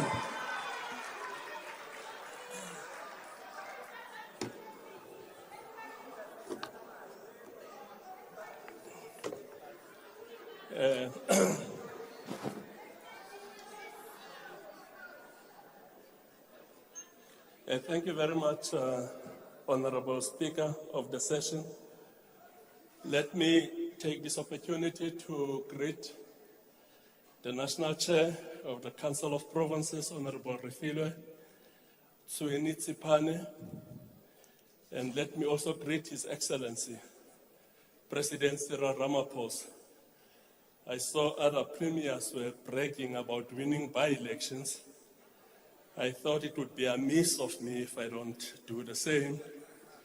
We have just won a award from a civic movement and gained full control of Siatemba municipality in the Northern Cape. We also doubled our electoral support in a historically DA-dominated ward. Let me greet the Deputy Chair and greet the Chief Whip of the National Council of Provinces, and let me greet all the traditional and religious leaders. And because of time, Honorable Chair, let me then stand on the established protocol. It is with profound sense of appreciation that I welcome the address delivered by the President, Comrade Cyril Ramaphosa. Comrade President, despite all the seemingly insurmountable challenges, the country is moving forward in a right direction. As your soldiers, we remain undeterred with unflinching resolve and commitment to improve the quality of lives of the people of this country and my province. The theme of this debate, ensuring a people-centered local government towards building better communities, relates directly to the daily lived realities of the 1.4 million people in the Northern Cape that account for almost 400,000 households. To give account of the transformation journey since 1994 is telling a story of change. In 1995, only 36% of households in the province had access to piped water in their dwellings or in their yards. Today, 82% and 14% have access to community standpipes. In 1995, Honorable President, 31% of households have access to flush toilets and connected to public sewage system. Today, 73% of households have got access to flush toilets, and 16 are using modern ventilated pit latrines. In 1995, only 42% of households had access to electricity, and today, 95% of households have access to electricity in the province. In 1995, only 18% of households had waste removal once a week. Today, 77% of households have their waste removal removed every week. In 1995, Honorable President and honorable members, 52% of households were informal. Today, only 13% of households are informal in the Northern Cape. All of this is because people chose the party of Oliver Reginald Tambo, Nelson Mandela, Thabo Mbeki, and now Cyril Ramaphosa to bring about these changes. With this positive development trajectory, the call should be rise the beloved country, a call to action and hope rather than a misplaced lamentation, cry the beloved country. Distorting Alan Patton's 1948 novel, which was meant to expose the human cost of apartheid. So the honorable member vulgarized the brilliant work of Alan Paton. Alan Paton was a white anti-apartheid activist and was never an apartheid apologist, as many leaders of the DA. Honorable Chairperson, as a former student of African literature and diaspora, who extensively studied the work of Alan Paton, I want to assist the honorable member with most relevant quotations. Just a minute, Honorable Premier. Please, there's a lot of noise on this side. Let us give the Premier a chance to make his presentation. Over to you, Premier. So, Honorable Chairperson, as a former student of African literature and diaspora, who extensively studied the work of Alan Paton, I want to assist the honorable member with the most relevant quotation from the book, Cry the Beloved Country. This is what Alan Paton said about apartheid. I quote, "It is a tragic compound of an immoral ideal of racial division and fearful practice," I close quote. In the same novel, he goes further to say, I quote, "I see only one hope for our country, that is, when white people and black people come together to work for it," I close quote. Honorable Chairperson, we intervene decisively in municipalities based on our 10-point turnaround plan. The plan focuses on stabilizing municipalities. One such example is the intervention in Solplaatje municipality.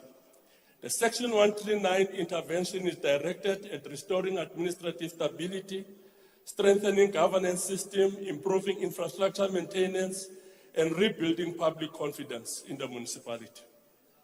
Through the Municipal Infrastructure Grant, all 25 local municipalities continue to receive support for planning and implementation of infrastructure grants. It is important, Honorable President, to report that for the financial year 2024-2025, municipalities in the province spent 87% of the allocated MIG grants.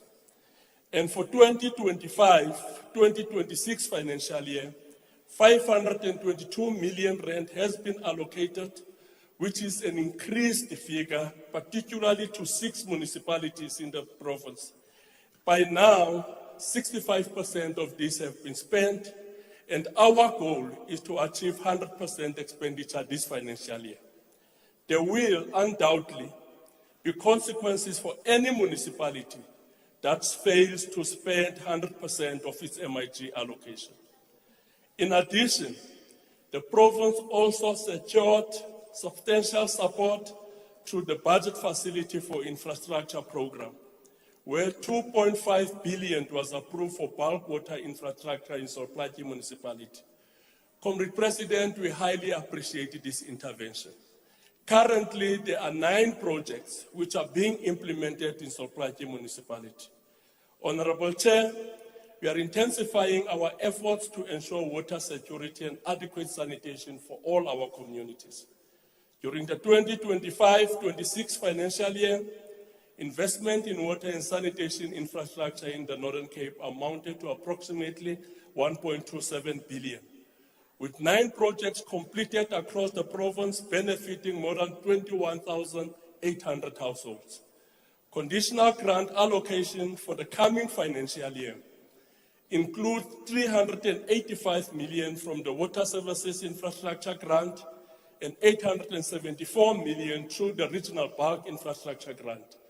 These interventions matter because dignity begins with access to basic services. Honorable members, financial sustainability remains central to the long-term viability of our municipality. The Northern Cape Provincial Treasury has significantly re-engineered its support model to decentralize assistance and place technical support closer to municipalities. This also includes intensification of interventions aimed at improving audit outcomes, reducing irregular expenditure, and strengthening consequence management. As a result, 8 municipalities improved their audit outcomes in the previous financial year. Provincial Treasury has worked closely with municipalities participating in the ESCOM Debt Relief Program. 6 municipalities in the province have already benefited from debt write-offs amounting to 447 million. Honorable Chair, building better communities is also about growing the economy through different interventions. Critical to growing the economy is massive rollout of infrastructure and creation of sustainable jobs. The NCOP just approved the Provincial Infrastructure Plan 2040. For the first 4 years of the implementation of the plan, the provincial government will spend 25 billion rand on social and economic infrastructure. To strengthen our efforts to fight unemployment, and particularly unemployment amongst young people, we also approved the Northern Cape Jobs Honorable Plan. Premier, on the note of fighting unemployment for the young people, your time has expired. All right. Thank you very much. Thank you very much. Thank you, Honorable Premier. The next speaker on the podium is going to be Honorable Van der Berg from the Northern Cape, the province of the Oograbis Falls.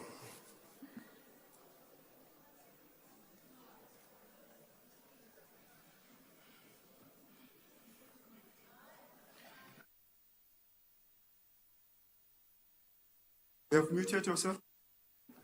So there we go. Thank you, Chairperson. Premier, you should have just asked. I have got a lot of minutes extra, so I could have helped you. In the Northern Cape, we help each other. Anyway,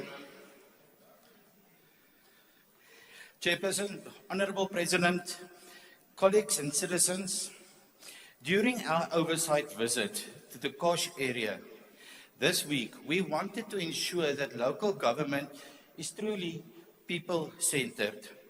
Parliaments exist precisely for this reason, to hear the voices of the people and to convey their needs in order to secure better governance. Throughout the ages, as soon as people started to live in communities, humanity has learned that leadership is necessary to maintain order, ensure security, and deliver basic services. But we have also learned the hard way that leaders who gain power often begin to protect and enrich themselves instead of listening to those they serve. Parliaments serve to remind leadership of the will of the people, and this week the citizens spoke clearly. Ms. Juake told us how informal businesses in the area collapsed due to deteriorating infrastructure and theft. Mines have closed, unemployment has risen sharply, and empty buildings in old mining areas are being occupied by criminals. Mr. Mojaki and many other residents complained that the mayor does not keep his promises and that targets for electricity supply are continually shifted. One resident stated plainly, the Matlotsano municipality does not have the capacity to even install an electrical transformer. Cable theft is rampant, and communities have to patrol the area by themselves just to keep the lights on. Ms. Kanana described the security problems, burglaries and murders in the area, and emphasized how important good street lighting is. Chairperson, after hearing complaint after complaint about power failures, unemployment, crime, tender fraud, and incomplete projects, local government's response is the same every time. Blame shifting and denial of responsibilities. Officials point fingers at other departments, make vague promises about future projects, and try to pacify communities instead of solving problems. The Freedom Front Plus believes it could and must be different. We call for proper law enforcement and the end of corruption in municipalities. Local government must be rebuilt from the ground up. We must get rid of all these tenderpreneurs and unnecessary projects. Services and maintenance must be insourced and delivered by competent personnel who want to make it work, and are motivated to make a difference. Rather, appoint plan makers and doers, not tender creators. The sad reality is that we witnessed here is repeating itself too many times. The sad reality is that what we witnessed here is repeating itself in too many towns across South Africa. Unfavorable labor actions, policy uncertainty, BEE requirements, and uncertainty around ownership have chased away investors. And this is what has made the mines to rather close operations and the employment they bring. Welfare and the leniency in collection of municipal bills in exchange for political votes have become the new normal.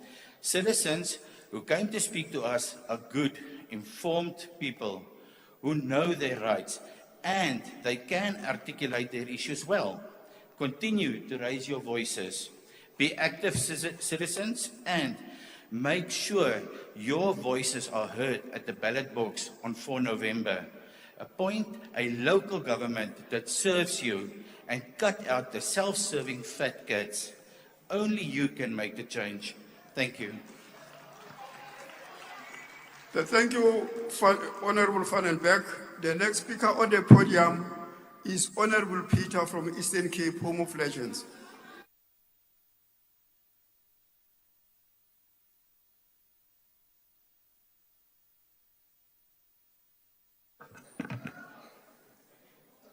Honorable Mamum Sweni, NCOP Chairperson, Honorable President of the Republic of South Africa, and my President of the United Democratic Movement, Bantu Bonge, the General Holomisa. I stand here today to declare to this province of Northwest that the prestige of the people has to be restored in all cost. People has to be protected from those who sit in the benches of government in order to destroy the gains who were fought by our grandfathers. Chairperson of the session, now is the time for those who have deprived their democratic right be rescued, not tomorrow, but now. Those who were serving the people, they have turned themselves to be the bosses of the people. They are no longer serving the interest of the people of Matlosana. They are serving their own interest as the bosses. Through the mandate given unto them by the same people, once the people of Matlosana turns up to the streets, they open cases against them, against their own voters. What kind of a leadership that we're having? We all hear the cry of the Matlosana and surrounding areas about their safety. The government officials are no longer civil servants. They are giants who chase them, who chase the people just for their own needs. Siphi kanti apha mongameli? Xa abantu basivotele siphinde sibavulele cases, kanti siphi apha?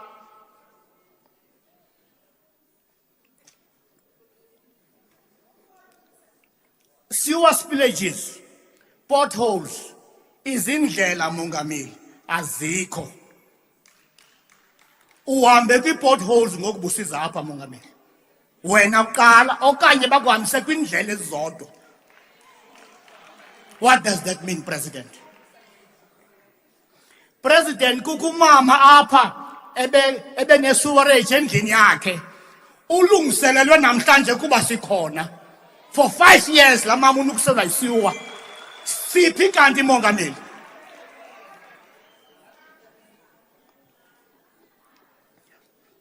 There is no longer government in Matlosana and surrounding areas. Now is the time for the people to save themselves. If you cannot save yourselves by your acts, you will remain in the storage. Mongameli, my last conclusion, Chairperson. There's a life spillages in Matlosana. People has been killed through their houses.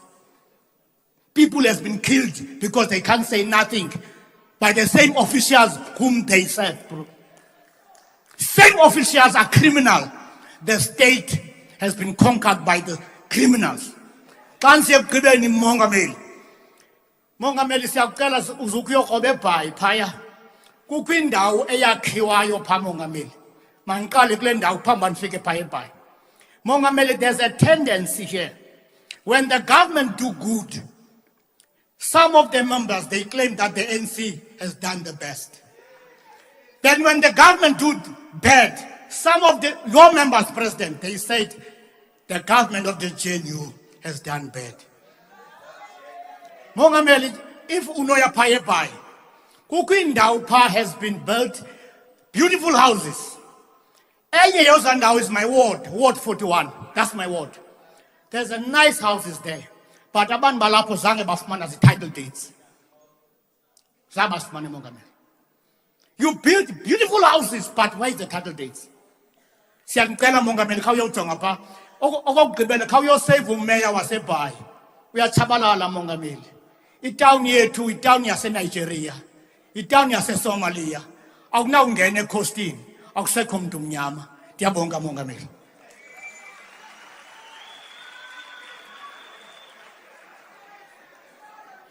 Thank you, Honorable Peter, for your input. The next speaker on the podium is Honorable Badenhorst from the Western Cape, the Cape of Storms.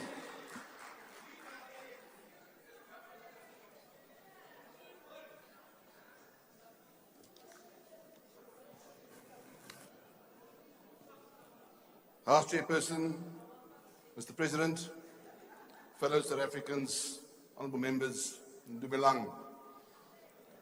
Likai. Wakitang. Mr. President, it's interesting to note that the EFF and the MK has foregone their opportunity to take part in today's debate. Let's hope that the people who vote for them in the local government elections will show the same interest in them in November later on this year. If we are serious, Mr. President, about ensuring a people-centered local government towards building better communities, we must begin by asking a very simple question. Where are the people in this ANC-led government?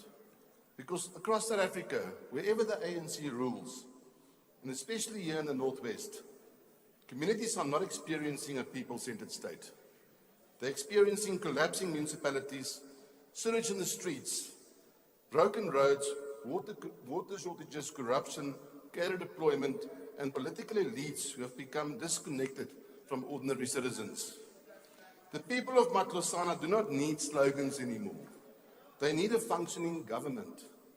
Meneer die president, die inwoners van hierdie dorp soek plaaslike regering wat werk. Hulle soek nie meer leuns nie en beloftes nie. And this is where the ANC has fundamentally failed South Africans. The truth is that corruption has hollowed out local government. Money meant for development is too often redirected into patronage networks and political protection schemes. What we witnessed this week was a complete collapse of accountability. On far too many oversight visits this week, Parliament was met not by decision makers, but by junior officials sent to absorb the pressure while political and administrative leadership conveniently disappeared. No mayor, very few MMCs, very few directors, and the municipal manager was also missing in action. Here's the thing, Mr. President. Ordinary South Africans are entitled to ask difficult questions. South Africa has strict exchange control legislation. As you know, ordinary citizens cannot simply keep large quantities of undeclared foreign currency hidden in their homes without facing serious scrutiny from law enforcement and regulatory authorities. So the question begs, Mr. President, what would happen if an ordinary South African in Joburg or Alabama was found with stacks of US dollars hidden inside a couch in their homes? Would SAP simply walk away? Would SARS ask no questions? Would the Reserve Bank remain silent? Would there be no immediate criminal investigation? Of course not. That ordinary citizen would face the full might of the law. And that's precisely why accountability matters. Because a people-centered government cannot operate with one set of rules for political elites like the president and another for ordinary citizens struggling to survive. And this becomes even more serious when we remember the oath taken by the president when he took office. The President swore to obey, observe, uphold and maintain the Constitution and all other laws of South Africa. Not some laws, Mr. President, not the convenient laws. All the laws, Mr. President. That oath is not ceremonial. It's a sacred constitutional commitment to the people of South Africa. Because once citizens begin to believe in those in power or above the law, trust in democratic institutions collapses. And when trust collapses, local government collapses with it. And then you get what we see in Matlosana this week. There's no way, but there is a way, Mr. President, to fix local government. The residents of the Western Cape fixed their local government in 2010 when they turned their backs on the ANC lies and corruption. They voted for the Democratic Alliance. The DA believes local government must return to its constitutional purpose.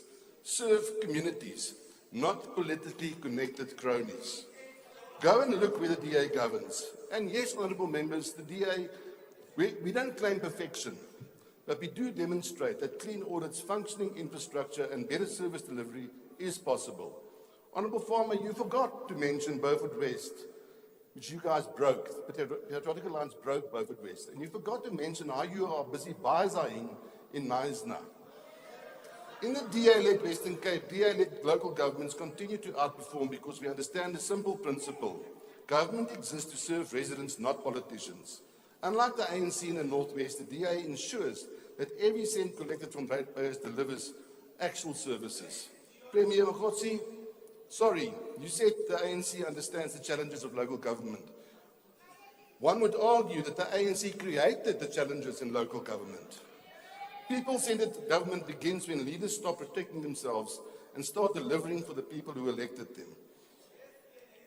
Honourable Sufi, you have a unique way of contributing to a debate without actually adding much.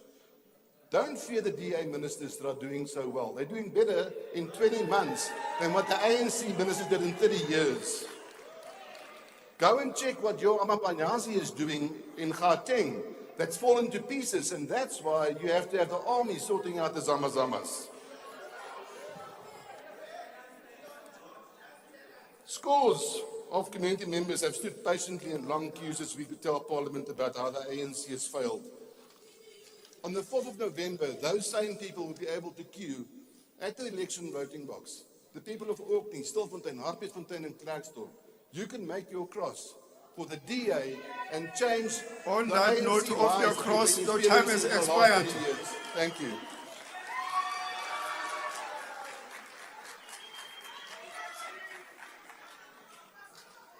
The next speaker who's invited to the podium is Honorable Dlamini from the Free State, the City of Roses.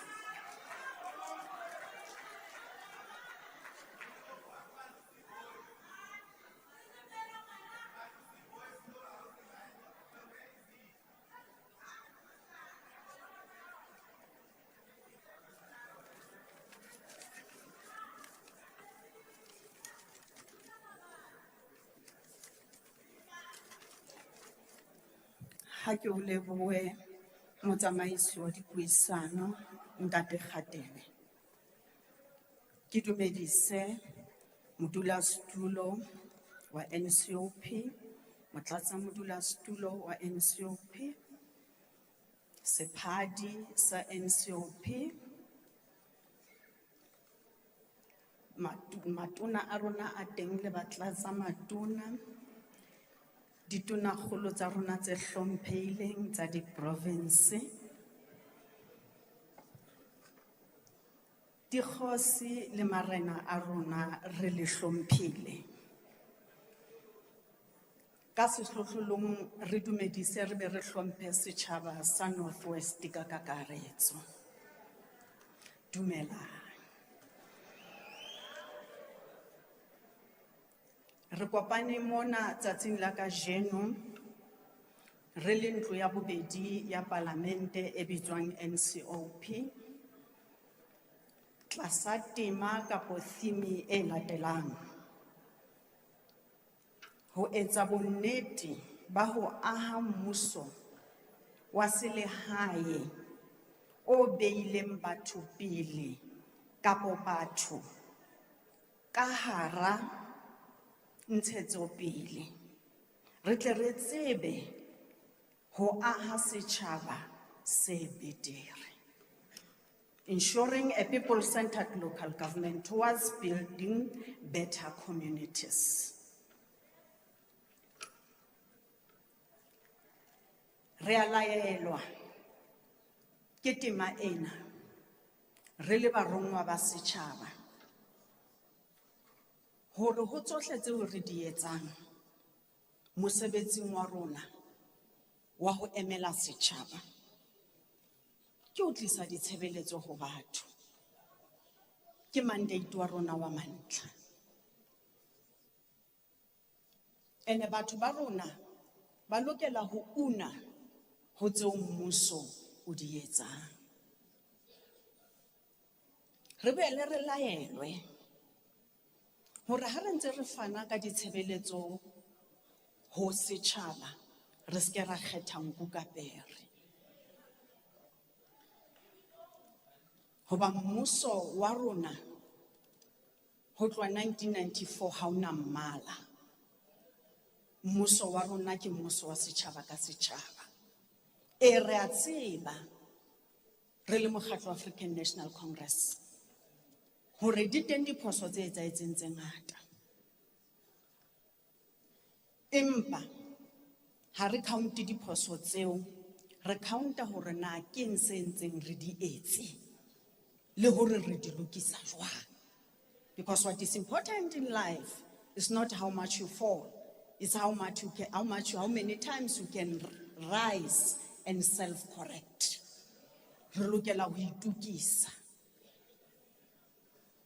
Re rata ho leboha setjhaba sa mona Northwest, mohlomphehi president, ka hore amohela ka matsoho a mofuthu.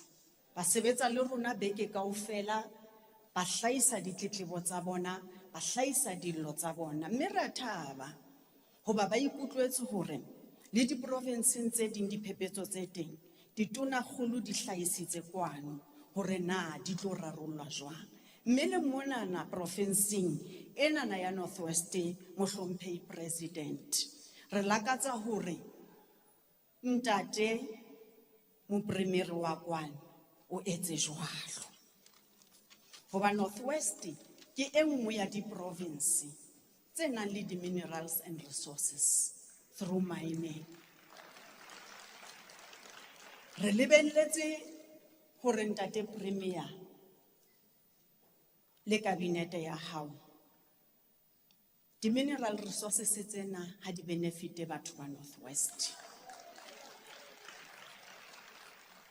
Mme re tla be re fulfitse theme ena ya rona ya ho beha setjhaba sa rona at the center of everything that we do.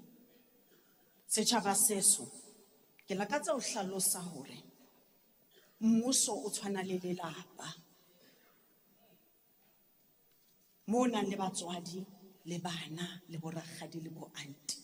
Ha yo motswadi a ka emang a re ena o romme ngwana hae ho etsa ntho e sa lokang.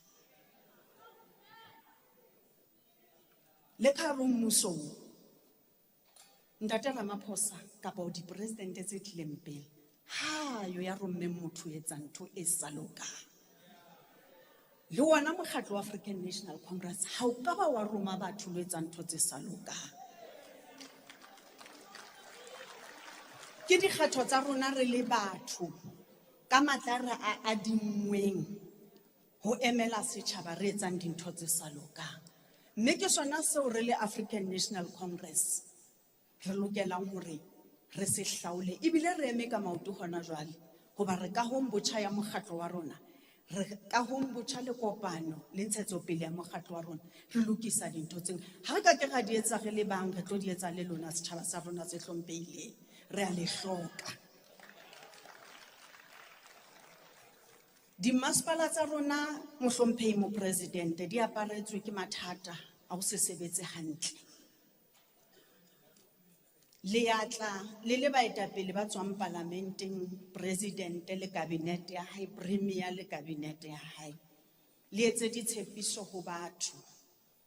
Ha le qeta ho furalla, ba bang ba rona re sala re iketsetsa tsa rona. ke tsona dintho tse etsang hore mokgatlo wa African National Congress o be le mathata pusong.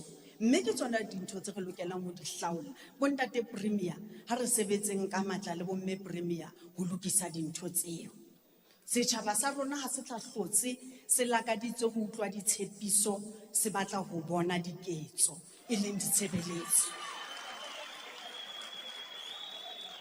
Mohlomphehi mopresidente wa rona, dimasepaleng tsa rona re na le infrastructure e kgathetseng haholo ya bo more than 100 years. Mme infrastructure eo e hloka hore e maintainwe, e hloka hore replace-iwa. Ene ha e ka ke ya ba ntho e lokileng ya hore batho ba rona ba bona ditshebeletso ha presidente a tla.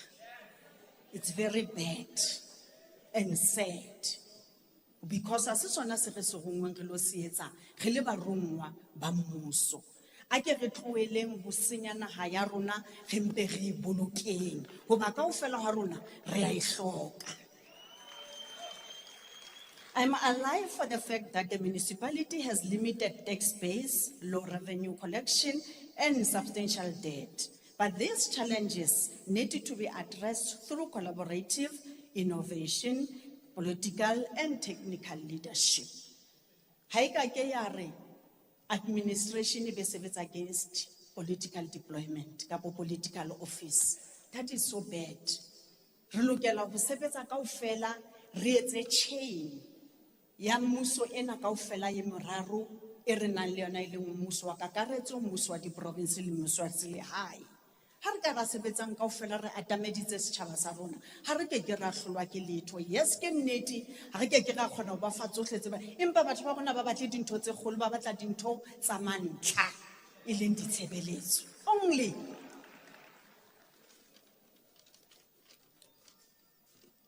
Ho hlokahala ntate president hore re tlo sebetsang ka potlako ho etsa bonnete ba hore dillo tsa batho tse re di nkileng di a arabelwa.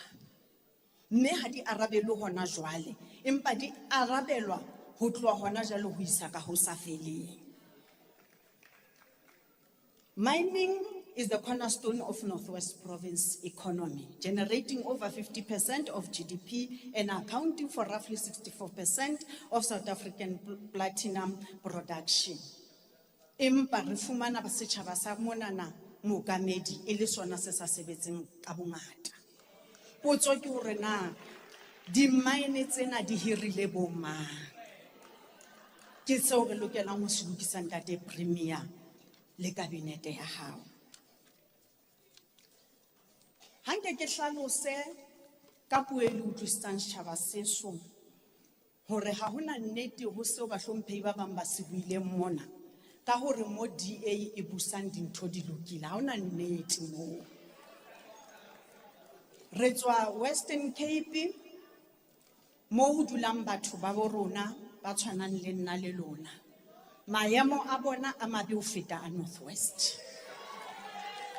Botle bo ntate ba emmeng mona ba bahlomphehi ba buileng le mme ke botle bo ditoropong mo phelang bona. Mara mo phelang batho ba bo rona maemo a mabe ho feta Northwest kapo any other province. Nnete e nngwe ya bobedi ke hore nthwena e bitswang corruption ha ena mmala, ha ena dilemo, ha ena bong, ha ena political affiliation. It's about the character of individual. So ho bohlokwa hore re le setjhaba re se ra thetswa hore corruption ke ya African National Congress. Because if corruption is a political party, it means Western Cape is more corrupt. It means masepala tse tshwerweng ke DA hoba ha di tlise ditshebeletso ho batho le tsona, they are more corrupt. Ke lona lebaka leo setjhaba seso le ke reng ha re se ra thetswa hoba hangata re nka di-platform tse tjena re nka monyetla re be re batla ho campaignela di-political party tsa rona. Ha ile hantle NCOP mona e tlisitse parlamente ho batho ba Northwest ho tlo utlwa mathata a bona le hore re ka ba thusa jwang.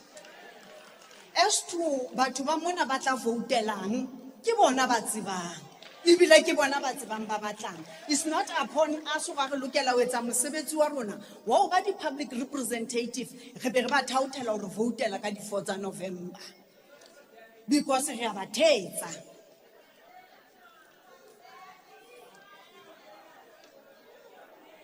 Gauteng province e sebetsa hantle ntle le DA. Ebile ina mathata. Dintho di a tsamaya. Ha se nnete hore mo DA e leng teng ntho di a loka hee. Hobaneng phoso e etswa ke motho ha e etswe ke mokgatlo o mo romeng. Mme re tlo hlaola re sebetsa mmoho re le NCOP e eteletsweng pele ke mme Refilwe. Re tlo hlaola re sebetsa mmoho le di-province tsa rona le di-masepala. Re hlaola bohlaswa bo teng mme re mema setjhaba hore se tle se be le rona mo le etong la rona la ho hlaola. Le se ke la tjhaba setjhaba sa bo rona hore criticize rona as the ANC. You must criticize us, you must tell us when you are wrong. Our responsibility and task ko tlo ikokobetsa ka pela lona e seng re be arrogant. Ke ka hona letsatsing le re tlisitseng parlamente ho lona re tlo ikokobetsa. Re sa le laele ebile re le hlomphile. Ha ke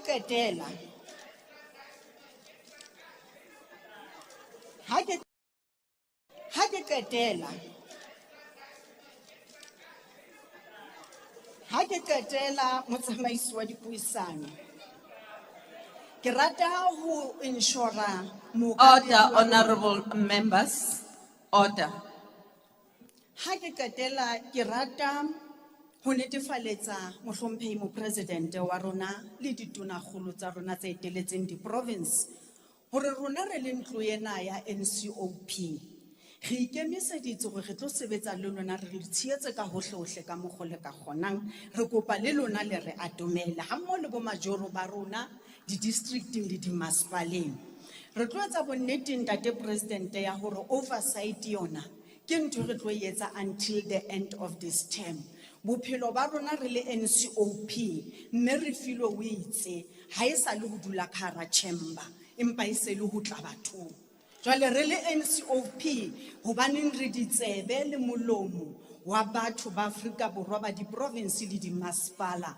Re tlo dula re na le lona le re atomelela ntse re le Cape Town le re ngolle mangolo le re tlo tla ho lona re tlo lokisa dintho tseo re di tshepisitseng beke tse pele tse fetileng ntate president. Re kgutlile bekeng ena re entse di-interventions and batho ba ilana ba paka mona hore di-intervention tseo di a sebetsa. So setjhaba sa North West re le rata haholo re le NCOP, re le rata haholo re le mmuso honana o eteletsweng pele wa GNU ke ntate Ramaphosa ebile re a le hlompha re tlo sebetsa le lona. Re kopa fela hore re beng le mamellano empa botlokotsebe le dintho tse sa lokang tsona re ske ra di mamella re di hlaole. Ntate mookamedi president re kopa hore le ntate premier le eketse sesole ka ro North West. Le rona re le tjena mohlomphehi president re ile ra tshoswa re le maloko a parliament. Ra thola di-call some of us hore re tlo bolawa ga kana ga tswela pele ga etsa se re se etsang. Mme re lakatsa hore re etse bonnete ba hore re netefaletse setjhaba sa kwano hore la re ka ba ga tshoswa re no ba le ya ka ga North West re tla dula re ntse re le teng jwalo ka di-province tse ding kaofela. So sesole ha se eketsehe ntate mookamedi ka ro North West hoba dizamazama di bonahala di nkile matla a mmuso e le wona mmuso. Jwale ihlile di hlobaetsa le batho ho thwe monana mohlomphehi president districting ena ho thungwa ha motho ha se letho. Letsatsi le letsatsi batho ba ka thungwa mme re lakatsa hore re re ho baahi ba North West. Honorable Dlamini, your time is up. Viva lona le re rata haholo.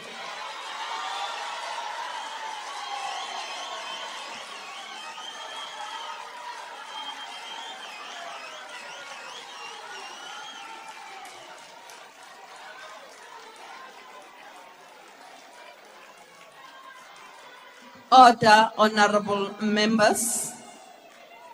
Can we please take our seats? I now have the pleasure to invite His Excellency, the President of the Republic of South Africa, to take the podium and close the debate.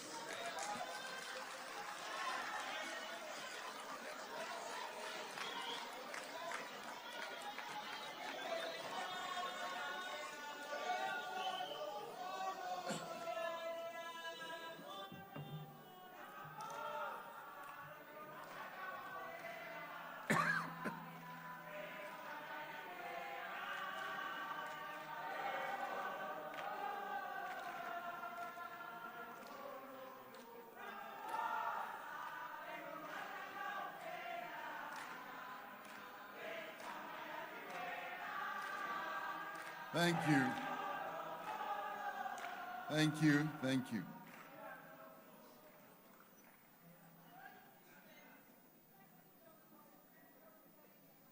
Chairperson of the Council of Provinces,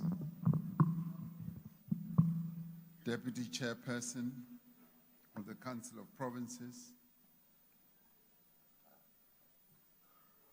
I stand on the protocol that has been established and the protocol I also articulated at the beginning. I'd like to thank you for the opportunity to close this NCOP plenary, which has in many ways been robust and constructive, and which has focused on the issues that affect and concern the people of the Northwest, and may I add, the country as a whole. For us, the chairperson of the NCOP and the deputy chairperson and the Secretary of Parliament and other officials have brought Parliament to the people of Northwest. They have effectively brought Parliament to the whole country, as many of our people will have been following these proceedings. And I'd like to thank everyone who has participated in this plenary, and to the many citizens of this area, Matlosane, who came to all the engagements that were held, and to be part of this very special occasion. Participating in a process like this is important, because taking Parliament to the people is one of the most important ways of deepening democracy, strengthening legitimacy, and rebuilding trust between the citizens of our country and the state. It transforms Parliament from being seen as a distant institution in a capital city or in parliamentary city in Cape Town into a living instrument of public participation and accountability as members of Parliament give themselves time to be amongst the people. At its core, it also gives practical meaning to the constitutional principle that says the people shall govern. This visit has made the NCOP delegates aware of the severe challenges affecting our people here in the municipalities across the province, but it is also across many other provinces, ranging from political instability, financial management, and lack of service delivery. This visit by the NCOP must reinforce the work of national, provincial, and local government through the district development model to fix the problems of our municipalities. And I'd like to thank the premiers as well as the MECs of our various provinces for being here to articulate precisely what they are doing in their various provinces. Many and all indeed have articulated really forward-looking plans, setting out the work that is being done, good work in the most part of what is happening. What I have heard is a most powerful message of hope after this parliamentary outreach visit. And that is about the fact that democracy is listening. The state has not abandoned the people of our country, and the future can still be shaped through collective action, partnership, and accountability. This visit says, it communicates that Parliament did not come here to merely observe the problems that our people are going through, but to help to unlock solutions and to renew the social contract between citizens and the democratic state. We should not be dismissive of the fact that a lady who has not had a house for a long time, or the one who's had a house where sewage was spilling through her house, was immediately fixed. We should not dismiss that. That is intervention. Intervention has been made. What we should hope for and demand is that there should be continuous intervention solving those individual problems and collective problems on an ongoing basis. People facing unemployment, poverty, crime, energy shortages, or failing infrastructure are less interested in political point scoring than in practical solutions. It was sad for me to hear some political point scoring here. When parties spend all their energy blaming one another, humiliating opponents, or weaponizing every mistake, government effectiveness suffers. We must remember this saying that when you live in a glass house, do not throw stones, because when you do throw stones, those stones can also come to your house. And when colleagues continuously say, we are better, we are this and this, and others continuously say, you have to go to a particular area of the same city that is said to be the best. And when you go there, you see the very worst conditions ever. And I have seen that with my own eyes. And now it is said that the people who live, for instance, in Cape Town, in Philippi, and other places, their conditions are even much worse than you can find here in the Northwest. That should tell us something. There's a message in that. So in the end, we should rise from here with hope. Hope that this session, this engagement, has given rise to hope. Hope is generally abroad in our country. It is spreading right throughout. Many of the delegates who spoke here, premiers, MECs, and other speakers, spoke about how hope is spreading in the areas where they are. And indeed, there is hope.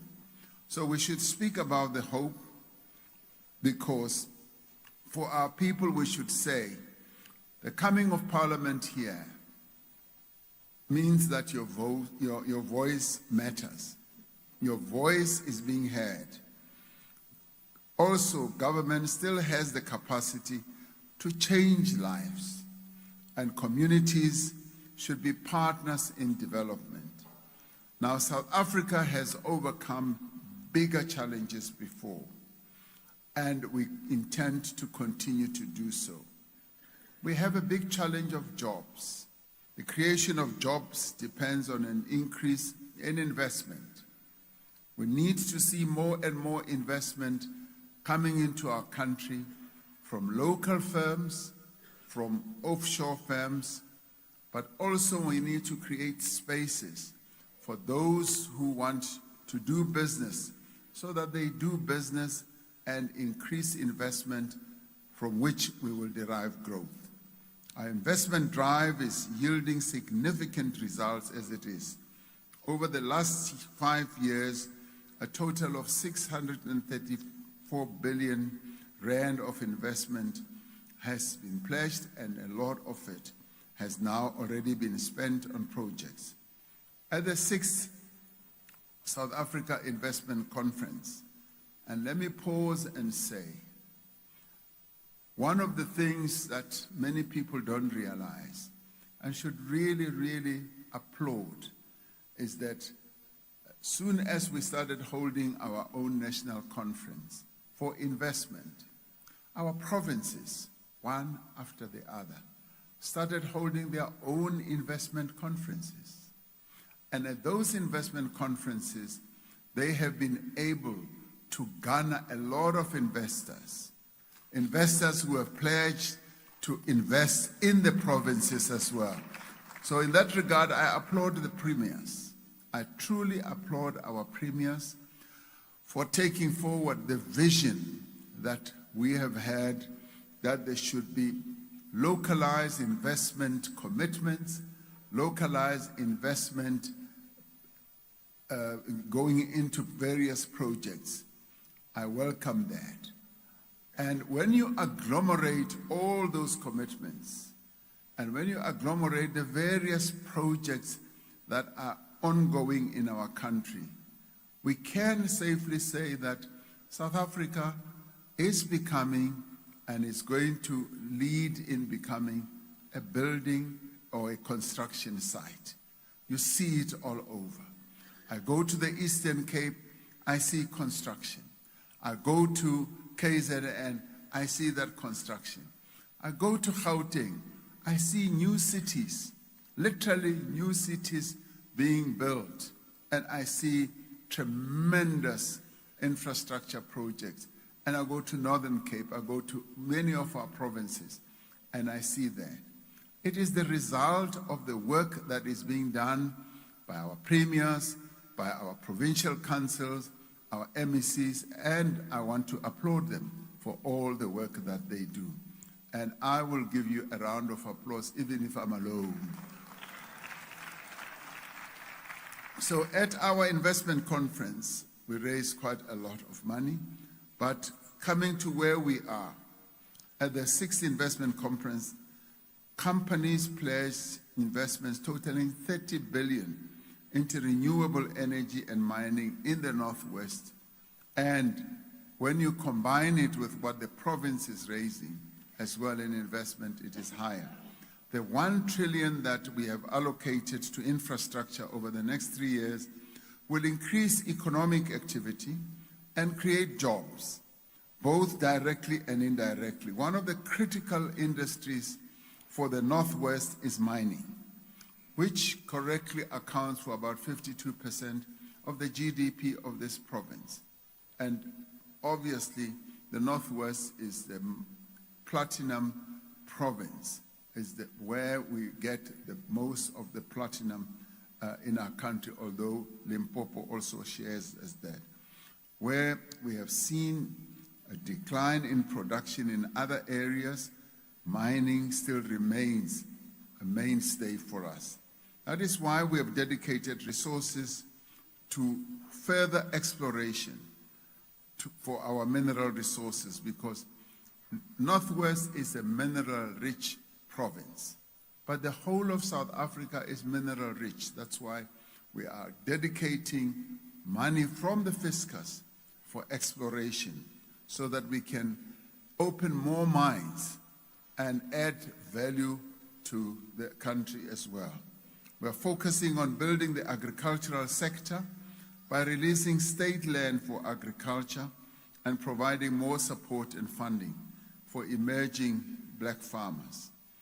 On water, we are investing significantly in bulk water infrastructure to ensure that there is enough water supply for areas in our country that have serious water challenges.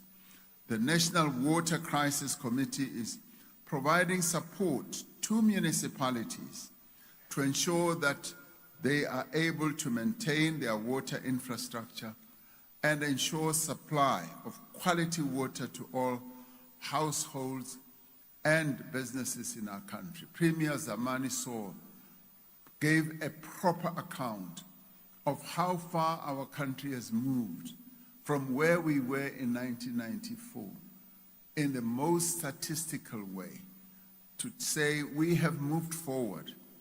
And let it be said that we are not stuck in one place. We are continuing to move forward.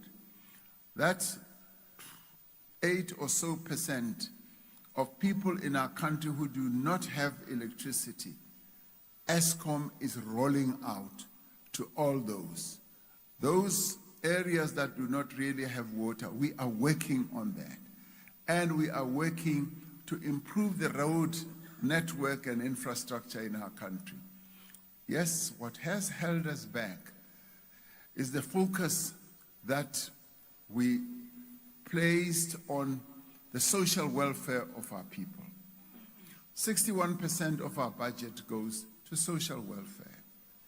As poverty was rising, as our students needed more support at the universities for free education, as we found that we need to establish early childhood development centers so that the mistake that we made right at the beginning should be corrected, because for education, that's where we should have started.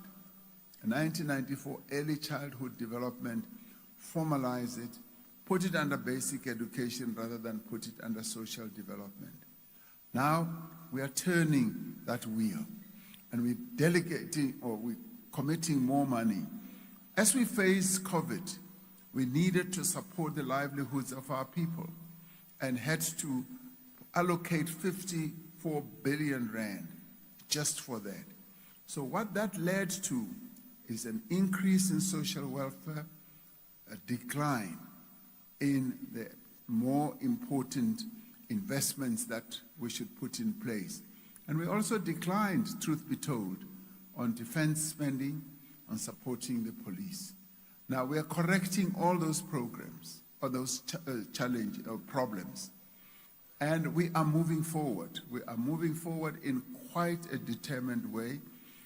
For a country like ours, for the first time in its history, to commit 1 trillion rand in infrastructure means that we are serious about moving South Africa forward. The reforms that we have embarked upon are also demonstrative of the fact that we are moving forward. We are not stuck in one place. We are undertaking those reforms in water, and we're doing so in electricity, and ensuring that we reposition the economy of our country so that it's primed for growth going forward.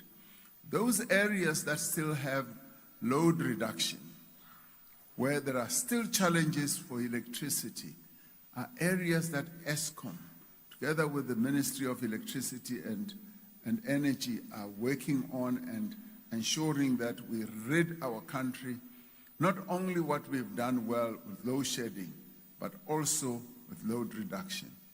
As you well know, we have to build 14,000 kilometers of transmission lines so that as we generate more energy, either through renewables or otherwise, even nuclear, we're able to have the grid that will support all that.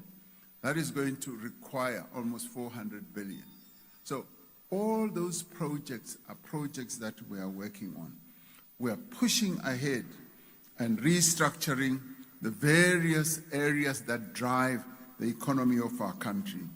On housing, there's been a slowdown in the delivery of houses here in the Northwest and across the country. That is why we are changing the housing delivery model so that it is led by people's needs.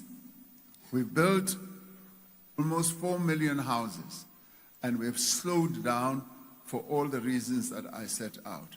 But now we need to ramp up and come up with a model.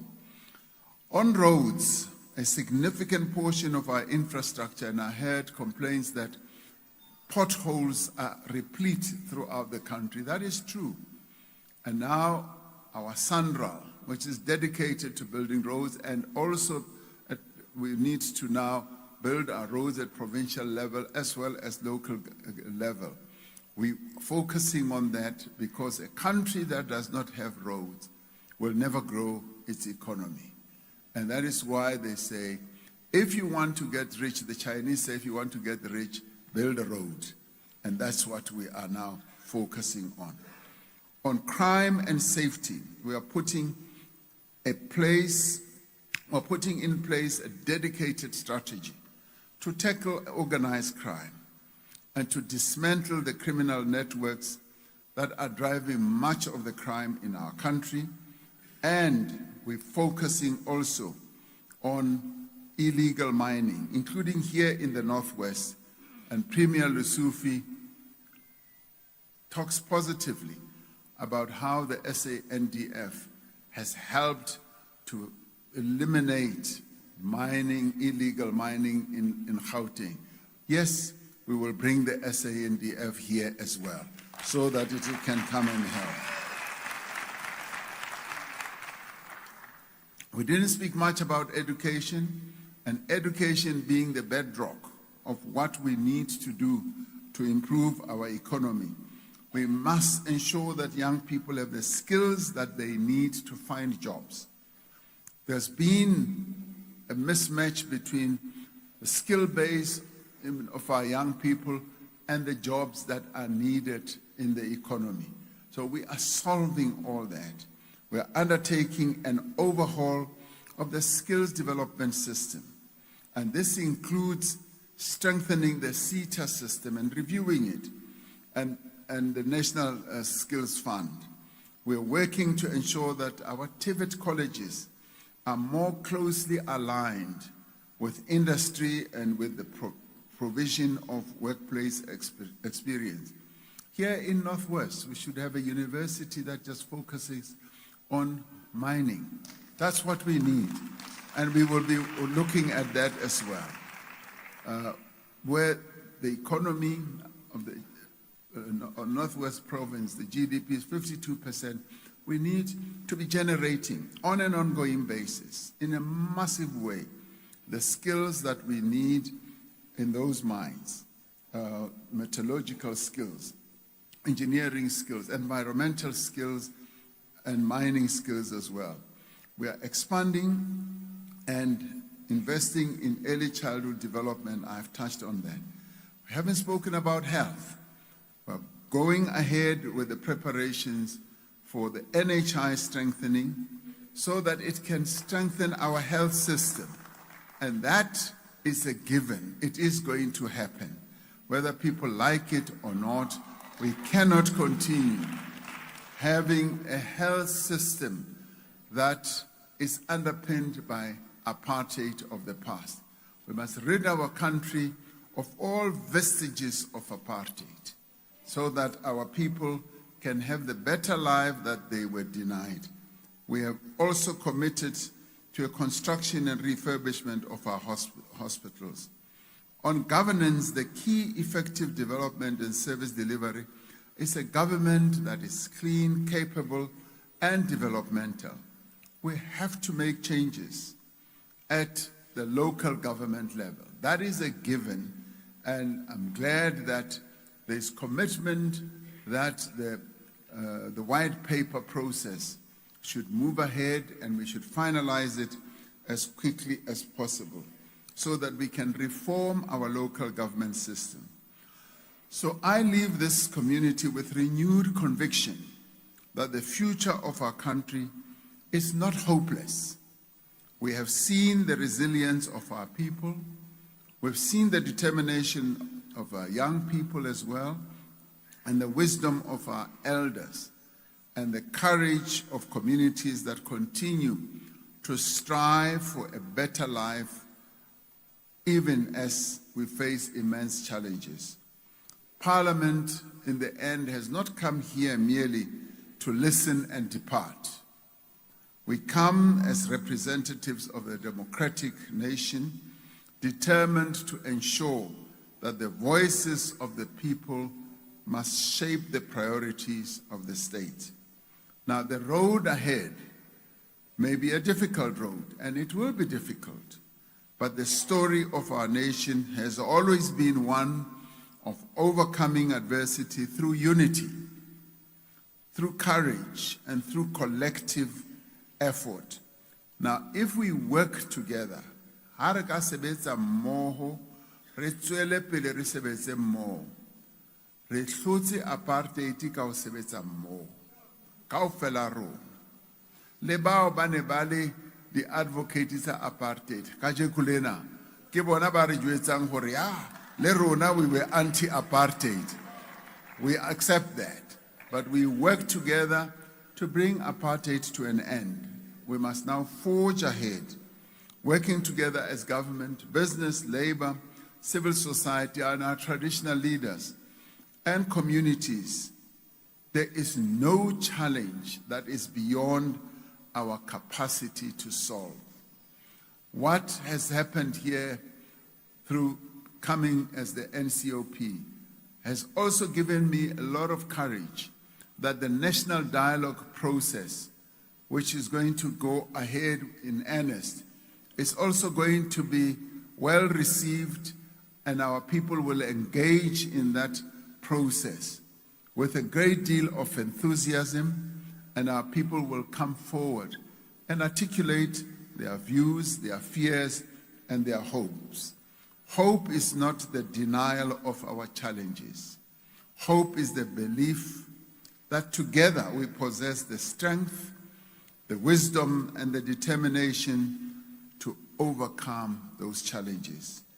The future of our country is still ours to build. It is not a future that will be built by the politicians in Cape Town, by the executive in the union buildings.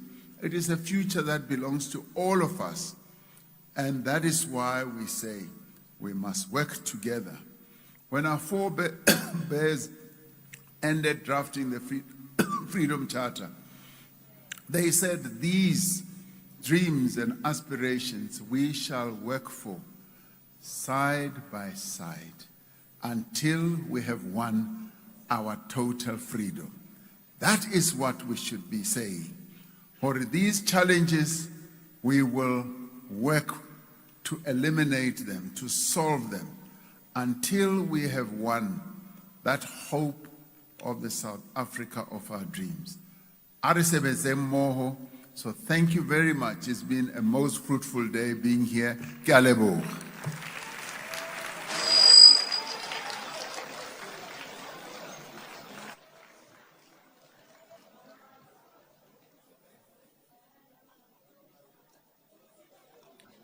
Thank you, honorable members. You may take your seats.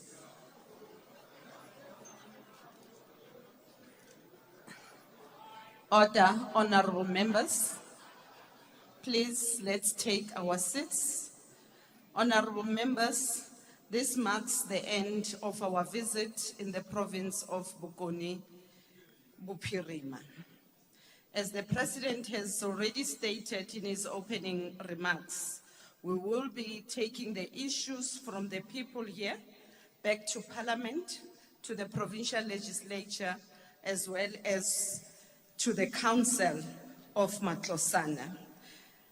Us as NCOP, we will be at the center of coordinating the responses.